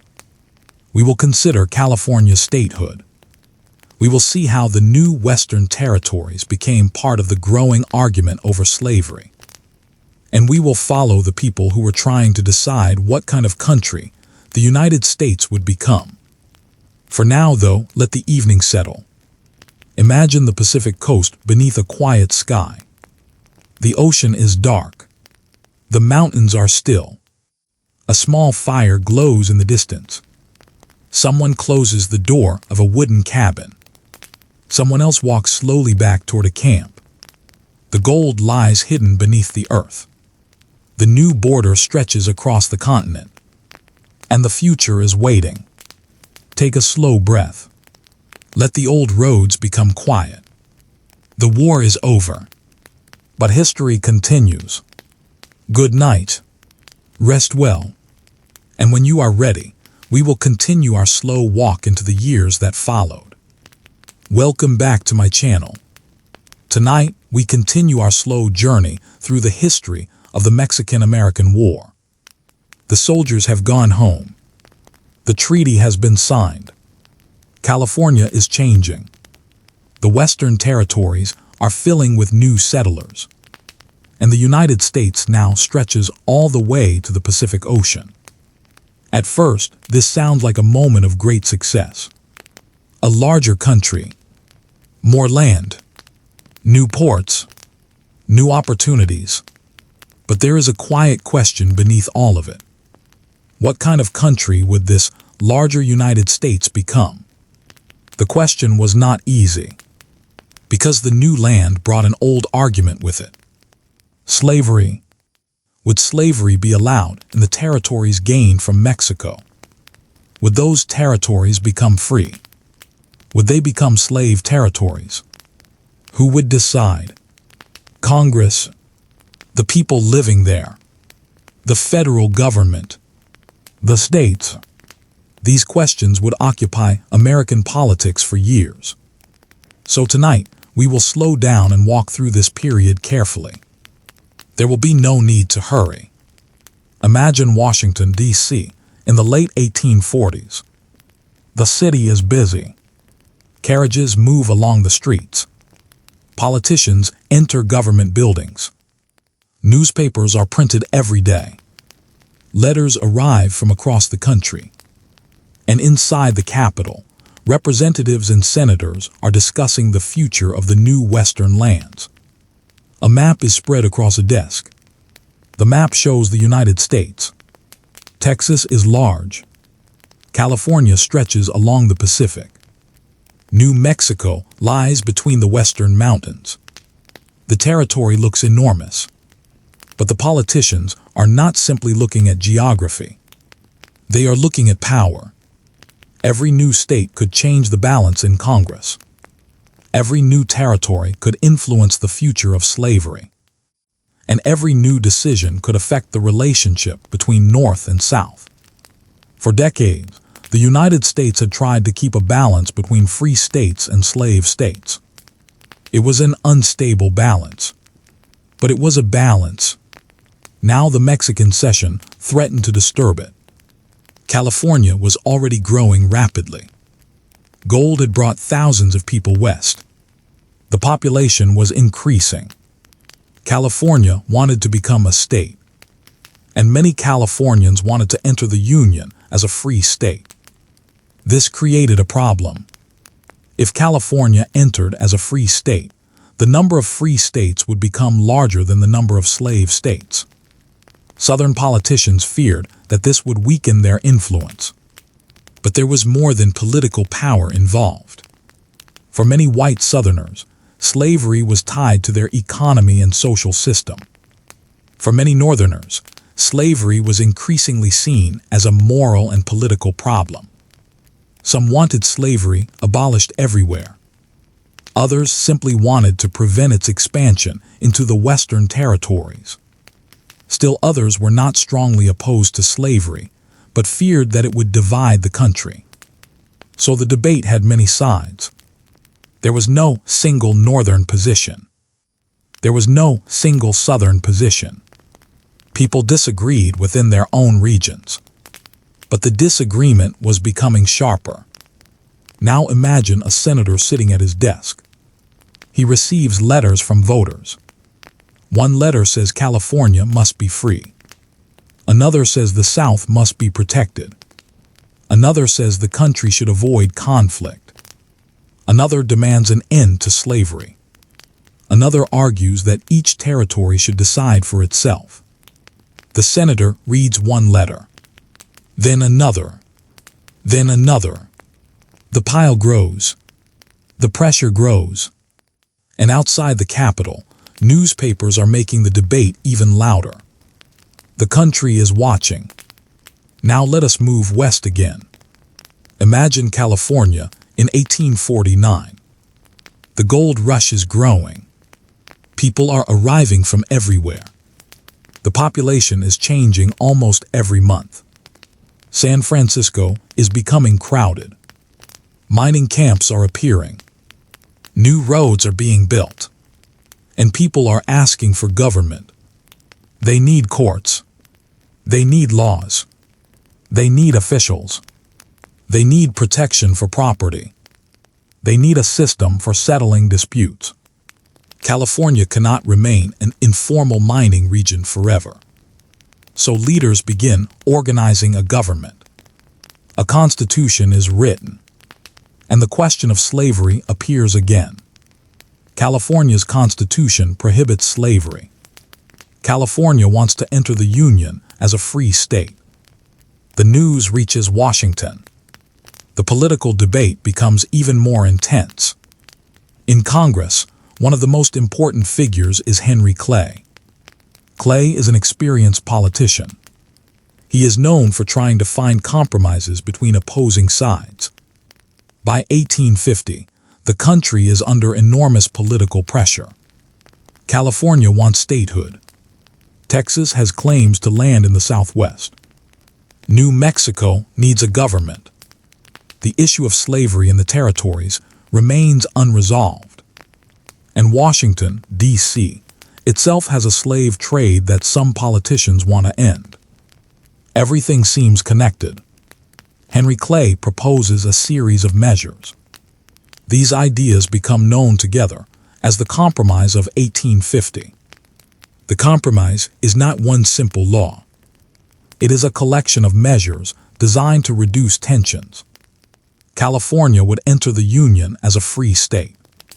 The territories of New Mexico and Utah would be organized without Congress immediately deciding whether slavery would be allowed there. The people of those territories would eventually have a role in deciding the issue. Texas would give up some of its territorial claims. In return, the federal government would assume certain debts. The slave trade would end in Washington, D.C. But slavery itself would remain legal there. And there was another part. A new Fugitive Slave Act would be passed.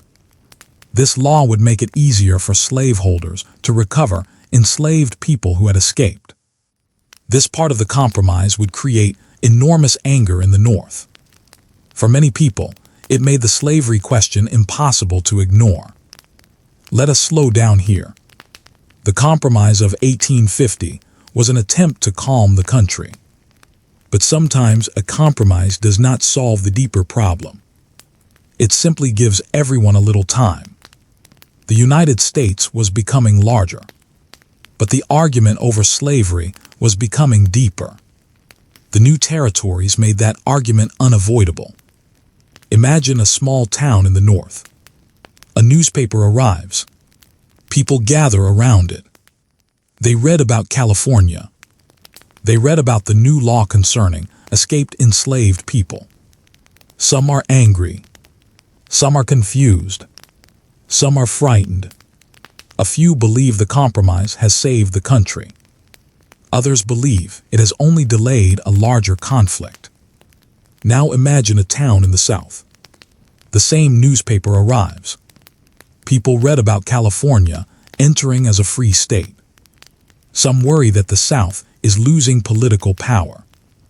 Others believe the compromise is necessary. Some are satisfied. Some are not.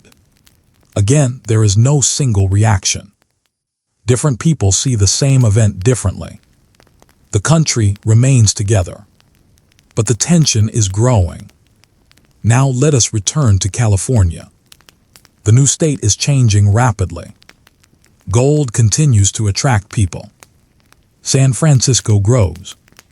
The population becomes more diverse.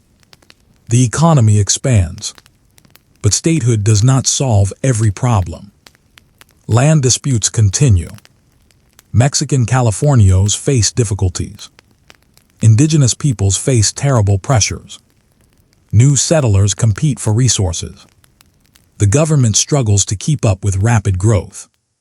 California is becoming part of the United States. But becoming part of the United States does not mean becoming instantly stable. New institutions need time. New laws need time. Communities need time. And people need time to adapt.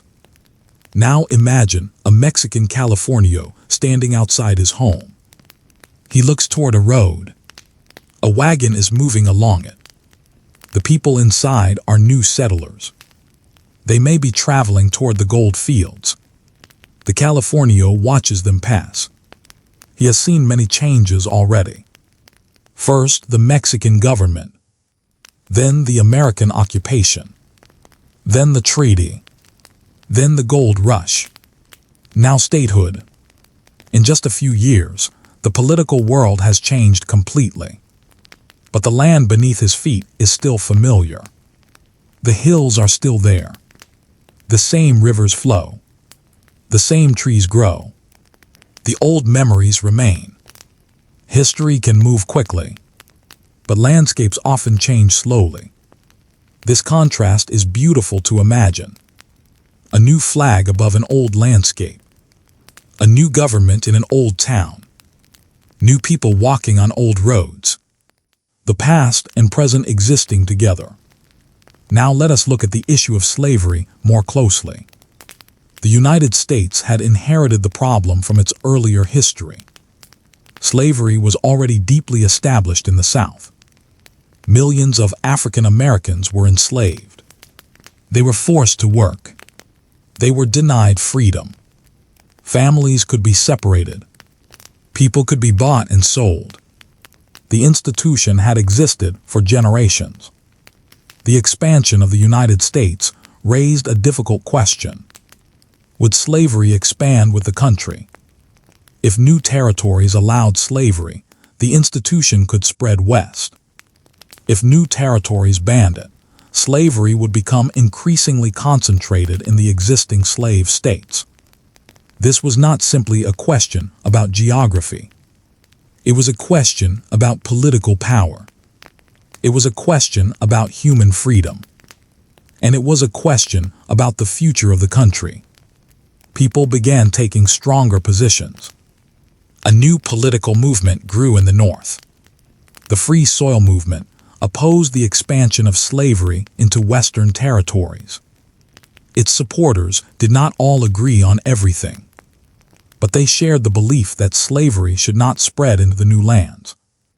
The debate became more organized. More newspapers discussed it. More political speeches were made. More citizens became involved. The territories gained from Mexico had therefore become central to American politics. Now imagine a public meeting. People sit on wooden benches. A speaker stands at the front. The room is warm. The windows are open. The speaker talks about California, then about New Mexico, then about slavery. People listen. Some nod. Others shake their heads. A few whisper to one another. The issue has become personal. It is no longer something distant. It concerns the future of the country.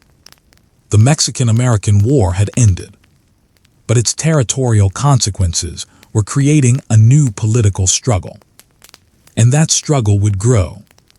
After the Compromise of 1850, many Americans hoped the country had found a solution. For a short time, perhaps it seemed possible. California had entered the Union. The territories had been organized. The immediate crisis had passed. But peace was fragile. The Fugitive Slave Act created especially strong opposition. The law required federal authorities to assist in the return of escaped enslaved people. It also denied alleged fugitives some legal protections. Northern communities sometimes resisted enforcement. Abolitionists became more active. People who had previously avoided politics became involved. The moral issue became harder to ignore. Stories of escaped enslaved people being captured and returned spread through newspapers. Some Americans became increasingly opposed to slavery. Others became increasingly determined to protect it. The country was moving in opposite directions. Now let us step away from Washington again. Imagine an ordinary evening in a northern town. A family sits around a small lamp. Someone reads a newspaper. The children are nearby. The adults talk quietly. The father says the country may be heading toward trouble. The mother wonders whether the country can remain united. The children do not fully understand. They only hear the adults speaking. Years later, those children may remember these conversations. They may remember the feeling of uncertainty, the sense that something was changing.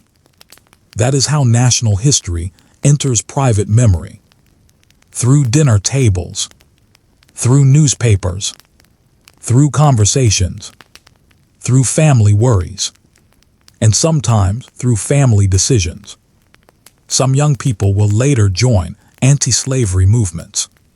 Some will move west. Some will join political parties.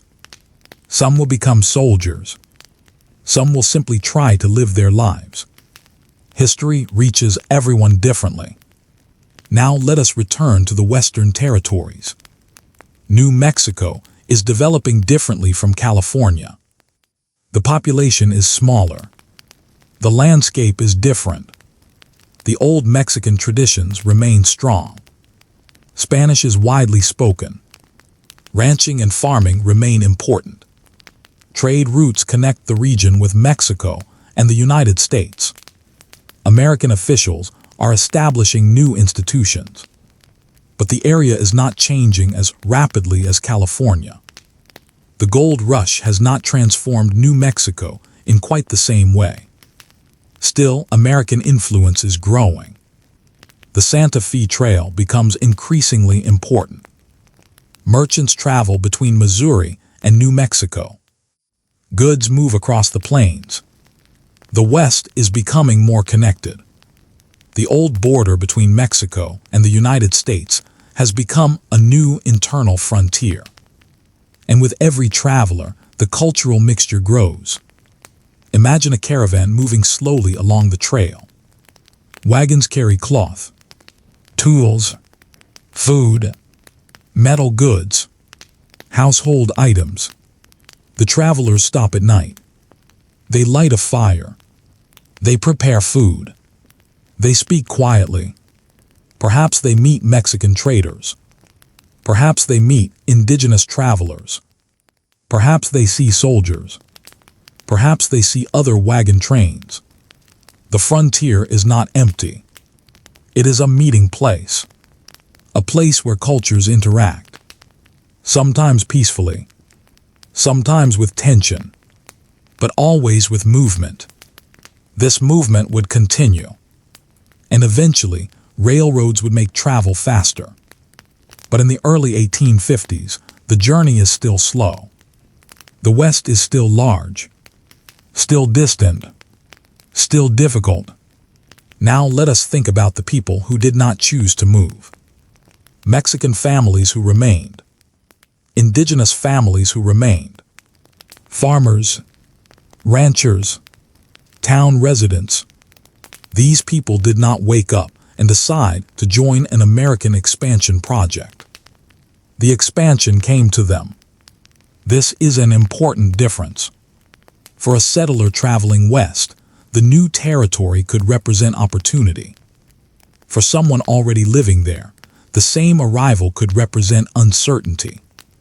One person sees an empty field. Another sees ancestral land. One person sees a new road. Another sees a road passing through an old community. One person sees opportunity. Another sees the loss of familiar life. The same landscape can hold different meanings. And history often depends on which perspective we choose to hear. Now, as the evening grows quieter, let us return to the capital. The politicians are still arguing. The maps are still on the tables. California has become a state. The territories are being organized. The compromise has been passed. But the deeper question remains. Can the United States continue expanding while remaining united? The country is growing, but its political disagreements are growing too. The Mexican-American War had created a larger nation. Now that larger nation must decide how to live with itself. It is almost like building a larger house. You can add rooms. You can add windows. You can add new floors. But if the foundation is already cracked, making the house larger does not necessarily fix the problem. Sometimes it makes the cracks easier to see. The United States had expanded dramatically. The question of slavery had become impossible to avoid. And the Western territories had become the place where that question would be tested. Now imagine the map again. California lies on the Pacific. New Mexico lies farther east. Utah and other territories stretch across the interior. The United States now reaches from ocean to ocean. But the map contains a quiet tension. North, south, free, slave, new, old. The country is larger. But the distance between its political sides is becoming smaller in a dangerous way. And soon, new events will push that tension even further. For tonight, however, we can leave Washington behind. Let us return to the West. Imagine a small settlement beneath a wide evening sky. A few lamps glow. A horse is tied beside a wooden fence. A family prepares dinner.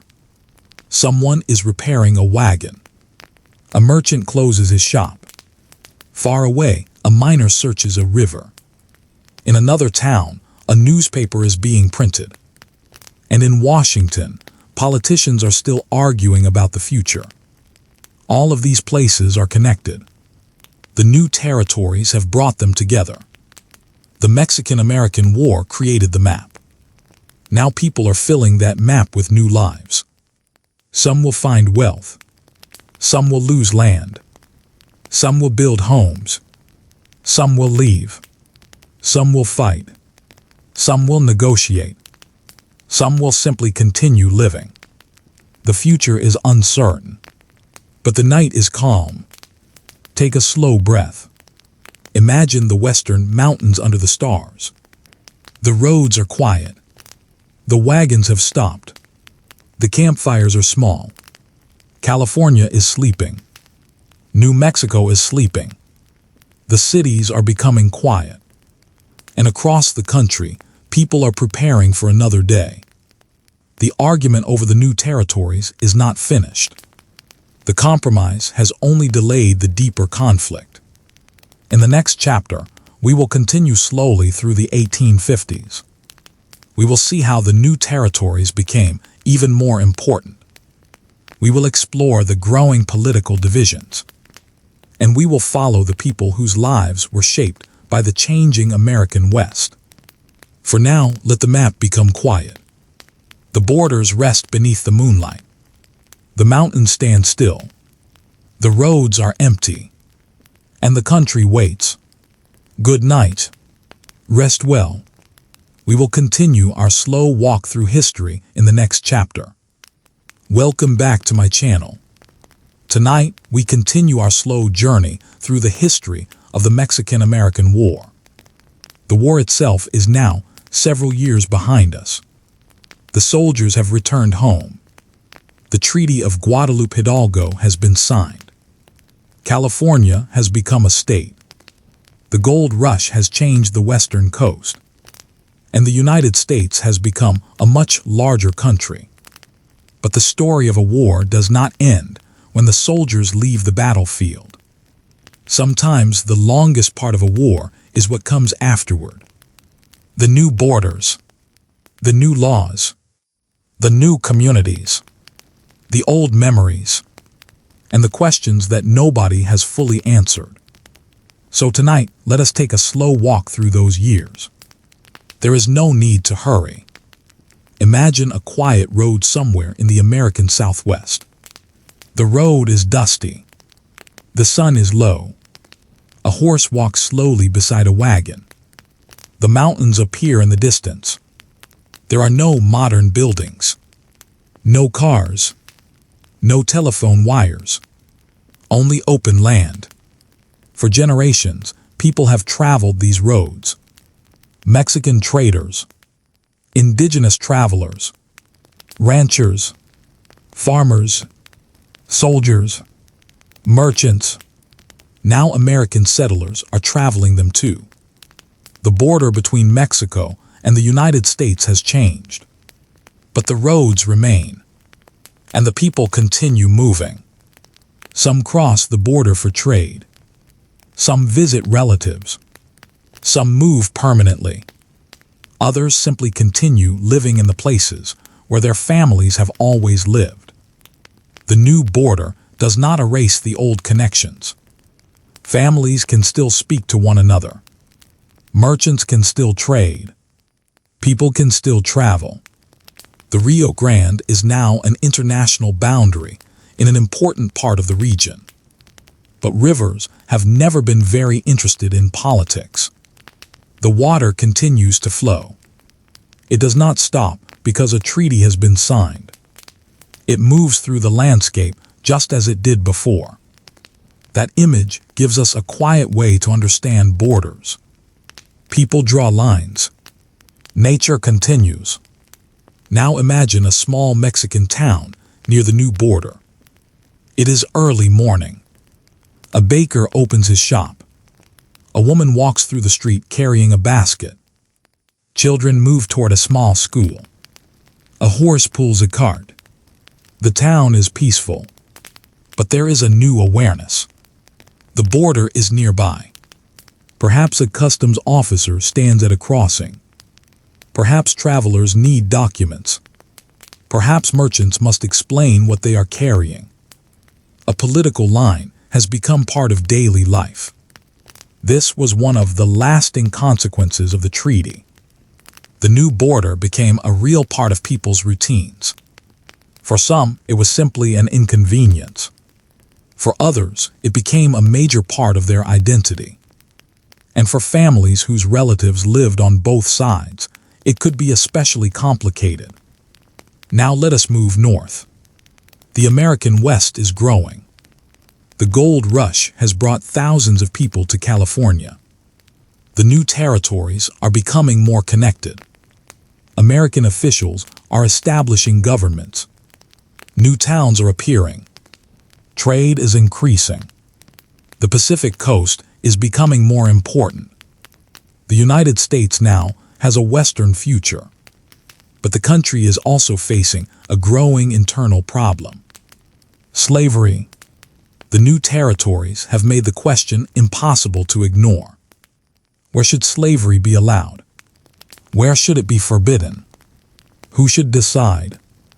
And what would happen if the country could not agree? The Compromise of 1850 had attempted to calm the argument. For a time, it seemed to work. California entered as a free state. The territories were organized. The country remained united. But the disagreement had not disappeared. It was simply waiting. And as the 1850s continued, new events would bring it back. One of those events would be the Kansas-Nebraska Act. In 1854, Congress passed the law. It created the territories of Kansas and Nebraska.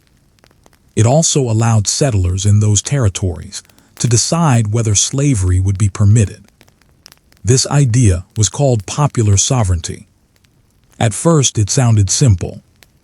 Let the people living in the territory decide. But in practice, it created serious conflict. People from different parts of the country rushed into Kansas. Some wanted slavery. Others wanted a free territory. Both sides wanted to influence the vote. Kansas became deeply divided.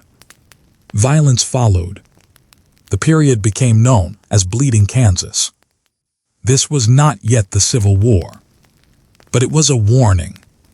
The political argument over slavery had become physical. People were willing to fight over the future of the territories. And remember where this question came from. The United States had gained huge territories after the Mexican-American War. Those territories had created the problem. What would happen in the new lands? Kansas and Nebraska were not part of the Mexican cession in the same way as California and New Mexico. But the political debate that developed around them was closely connected to the same national question. How far would slavery spread as the country expanded? The issue was becoming harder to contain. Now imagine a small settlement in Kansas. The land is open. The prairie stretches toward the horizon. A family arrives with a wagon. They hope to build a home. But another family has arrived with a different purpose. They want Kansas to permit slavery. Another group arrives. They want Kansas to be free. The political argument becomes part of ordinary life. Neighbors may disagree. Newspapers may take sides. Meetings may become angry. And eventually, violence breaks out. The dream of peaceful settlement becomes mixed with political conflict. The Western frontier is no longer simply a place of opportunity. It is becoming a place where the nation's deepest divisions are being tested. Now let us return to California. California is growing. The population is increasing. Cities are developing. San Francisco is becoming an important port. But the new state also faces social problems. The gold rush has attracted people from many countries. Different languages and cultures meet. Some communities are welcomed. Others face discrimination. Chinese immigrants face harsh treatment. Mexican residents face pressure over land. Indigenous communities suffer devastating losses. The new California is prosperous in some ways, but prosperity is not shared equally. This is a pattern we often see in history. A region can become rich, while many of the people living there remain poor. A city can grow quickly, while some communities lose their homes. A country can become more powerful, while others suffer from its expansion. History contains many layers. Now imagine San Francisco at night. The harbor is full of ships. Lights reflect on the water. Merchants are closing their businesses. Workers are returning home. The streets are crowded. Languages mix together. A ship from across the Pacific has arrived. Another ship is preparing to leave. The city is becoming connected to the wider world. The Pacific coast is no longer distant. It is becoming a center of American trade. This would have been difficult to imagine before the war. The United States now has a new western horizon, and that horizon will continue to grow in importance. Now let us return to Mexico. The country is recovering from the war. But recovery is not easy. Mexico has lost a huge amount of territory. Its government faces political instability. Different leaders and political groups struggle over the future. The country must deal with economic problems. It must rebuild institutions. It must manage the consequences of defeat. And the loss of territory remains a painful memory. The Mexican-American War becomes part of the national story of Mexico. The war is remembered as a period of invasion and loss. The treaty becomes a symbol of national weakness for many. Yet Mexico continues. The country does not disappear. It rebuilds. Its people continue working. Families continue growing. Cities continue functioning. The nation's history moves forward. This is important. A military defeat does not end a country. Countries can suffer terrible losses and still continue. Mexico's future will include major political changes. Eventually, the reform era will transform the country. And later, the French intervention will create another major crisis. But those events are still ahead. For now, Mexico is living with the consequences of 1848. Now let us return to the American side of the border. The new territories are attracting settlers. Some are looking for land. Some are looking for gold. Some are looking for business opportunities. Some are looking for a fresh start. The idea of moving west becomes increasingly common. Families read advertisements. They hear stories. They talk to relatives. They imagine the possibilities. A young man might think, perhaps I can build a farm. Perhaps I can open a store. Perhaps I can become wealthy. Perhaps the West will give me a better life. The journey is difficult, but hope can make difficult journeys seem possible. So people leave. They travel by wagon, by ship, on horseback. They move across rivers and mountains. And every new arrival adds another layer to the West. Now imagine a wagon train stopping for the evening. The horses are tired. The wheels are dusty. The travelers prepare a simple meal. Someone lights a fire. Children sit nearby. Adults talk about tomorrow. The stars appear above them. Perhaps they are traveling toward California. Perhaps Oregon. Perhaps New Mexico. They do not know exactly what the future will bring. But they keep moving. That quiet movement westward will shape the United States for generations. Yet the West is not empty. Indigenous peoples already live there. Their nations have their own histories, their own political systems, their own territories. The arrival of more settlers creates increasing pressure. American officials negotiate treaties. Some agreements are honored poorly. Some lands are taken. Some communities resist. Some are forced to move. The history is complex. Different indigenous nations experience the expansion differently. But the overall pressure is enormous.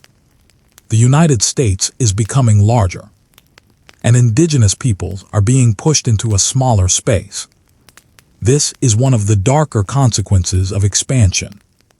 The map grows, but someone else's map becomes smaller. Now let us think about the Mexican communities in the new American territories. Many people continue living as they did before. They speak Spanish.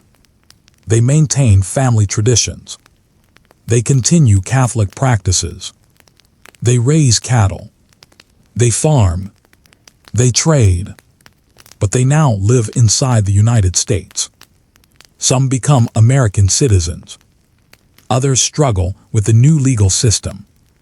Some keep their land. Others lose it. Some become successful merchants. Others become poorer. The results vary. There is no single story. But the transition takes time. And it is often difficult. Imagine a family holding an old land document. The document is written in Spanish. It contains names, dates, descriptions of boundaries. Perhaps the land has been in the family for generations.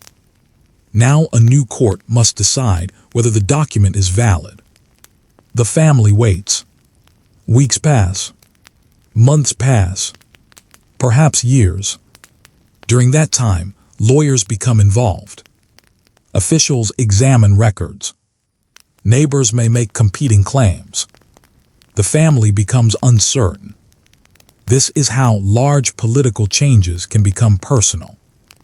A treaty signed by diplomats in 1848 can eventually reach the kitchen table of an ordinary family. A signature on paper can affect a person's home, their children, their future, their sense of belonging. Now let us look at another group. The soldiers.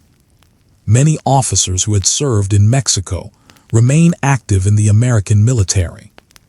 They have gained experience. They know how to move armies. They know how to organize supplies. They have seen large battles. They have learned how difficult war can be. Some will become famous later. Ulysses S. Grant, Robert E. Lee, George McClellan, Thomas Stonewall Jackson, Jefferson Davis had also served as a military officer during the conflict. Many future leaders had experienced Mexico. At the time, they could not know what the future held. They did not know that some would eventually fight against one another. They did not know that the United States would soon face its own civil war. They were simply young officers learning the profession of war. Imagine them years earlier. A military camp in Mexico. Tents, horses, maps, officers studying roads, soldiers preparing food, a young lieutenant writing a letter home. He has no idea that 15 years later, the country may be divided. He has no idea that some of the men around him will become his enemies. History often gives meaning to events only afterward. The people living through the moment rarely know which memories will become important. Now let us return to the political world. the Republican Party begins forming in the 1850s. Its members come from several political traditions. One important idea brings many of them together. They oppose the expansion of slavery into the territories. The new party grows quickly in the North. The political map changes again. The old political parties are becoming weaker. The slavery question is reshaping American politics. The country is moving toward a major crisis. In 1856, the Republican Party nominates John C. Fremont for president. Fremont had been connected to the exploration and expansion of the American West. He had also played a role in California during the Mexican-American War. Now he becomes a national political figure. The election is closely watched. The country is divided. James Buchanan wins the presidency. But the political conflict does not disappear. It becomes stronger. Then, in 1857, the Supreme Court makes a decision that creates another major controversy. The case is Dr. Scott v. Sanford. The court rules that African Americans could not be citizens of the United States and that Congress could not prohibit slavery in the territories in the way the court understood federal power. The decision shocks many Northerners. It makes the territorial question even more explosive. The political debate grows. Again, the territories gained during expansion are at the center. The country is asking the same question in different forms. Who decides whether slavery can spread? The issue is no longer something that can be postponed easily. Now imagine the United States in the late 1850s. The country is larger than it was in 1846. The Pacific Coast is American. California is a state. The Western territories are growing. But political disagreements are becoming sharper. The country feels both larger and more divided. That is the strange result of expansion. A nation can grow geographically while becoming less united politically. The Mexican-American War had helped create the larger geography. The slavery question was now testing whether the political union could survive it. Now let us slow down. Imagine an old map hanging on a wall. The map shows the United States. The western edge reaches the Pacific. Someone has marked California, New Mexico, Texas, Utah. The map looks impressive. A huge country. But below the map is a newspaper. The headline discusses political conflict. Another article discusses slavery. Another discusses Kansas. Another discusses California. The map shows unity. The newspaper shows division. Both are true. The United States is powerful. And the United States is troubled. This is the long shadow of the Mexican-American War. The war had created opportunity. It had also created problems. It had expanded the country. It had intensified political conflict. It had opened the Pacific. It had increased pressure on indigenous peoples. It had transformed Mexican communities. It had helped create the conditions for the California gold rush. And it had placed slavery at the center of the question of Western expansion. Nothing about history is completely simple. Now imagine a quiet evening in 1858. The sun is setting. A family lives somewhere in the Midwest. They have a farm. The work is done for the day. A newspaper lies on the table. They read about political arguments. They hear about violence in Kansas. They hear about debates over slavery. They hear about California. They wonder what the future holds. Perhaps one person says, "The country will remain together." Another says, "Perhaps not." Nobody knows. The children listen. Outside, the wind moves across the fields. The future is hidden. but the country is moving toward it. 2 years later, the election of 1860 will bring Abraham Lincoln to the presidency. Southern states will begin seceding. The Civil War will begin in 1861. The connection between that future conflict and the Mexican-American War is not simple. The Mexican-American War did not create slavery. It did not create sectional conflict. Those problems already existed, but expansion made them harder to avoid. The new Western territory forced the country to answer questions it had postponed, and those questions became increasingly difficult. So the war with Mexico became part of a longer chain, a chain that eventually led to the greatest internal crisis in American history. Now let us return once more to the quiet border. The Rio Grande flows. The desert stretches toward the horizon. A small settlement rests beneath the evening sky. A family closes its door. A traveler continues along the road. The border is new, but the people are old. Their lives continue. And this is perhaps the most peaceful way to understand history. Governments rise. Governments fall. Borders move. Flags change. But ordinary people continue. They wake in the morning. They work. They eat. They raise children. They sleep. They hope. They remember. And sometimes, without knowing it, they live through moments that later generations will call turning points. The people living after 1848 did not know they were standing at one. They simply lived. They watched California grow. They watched settlers move west. They watched politicians argue. They watched newspapers change. They watched new railroads begin to appear. They watched the country become more connected. And they watched the old political balance slowly weaken. As the night grows quiet, let us leave them there. The road is empty. The stars are bright. The mountains are dark. A small fire burns beside a distant wagon.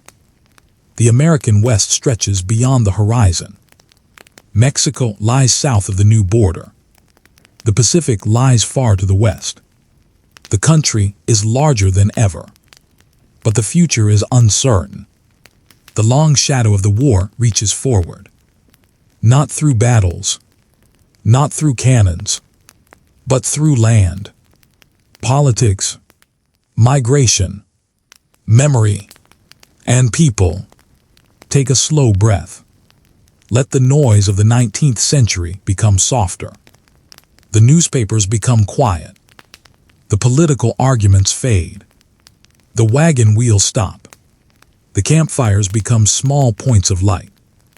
The old map rests on a table. And the night settles over the continent. The Mexican-American War is becoming history. But its consequences are still unfolding. In the next chapter, we will move closer to the final crisis of the 1850s. We will explore the growing political division over slavery. We will look at Abraham Lincoln and the election of 1860. And we will consider how the generation shaped by the Mexican-American War eventually found itself facing another war. A war between Americans themselves. For now, though, there is no need to go there yet. Tonight, we can remain beneath the quiet western sky. The mountains are still. The rivers continue their slow journey. The old roads disappear into darkness. And somewhere far away, another morning is waiting. Good night. Rest well. And when you are ready, we will continue our slow walk through history.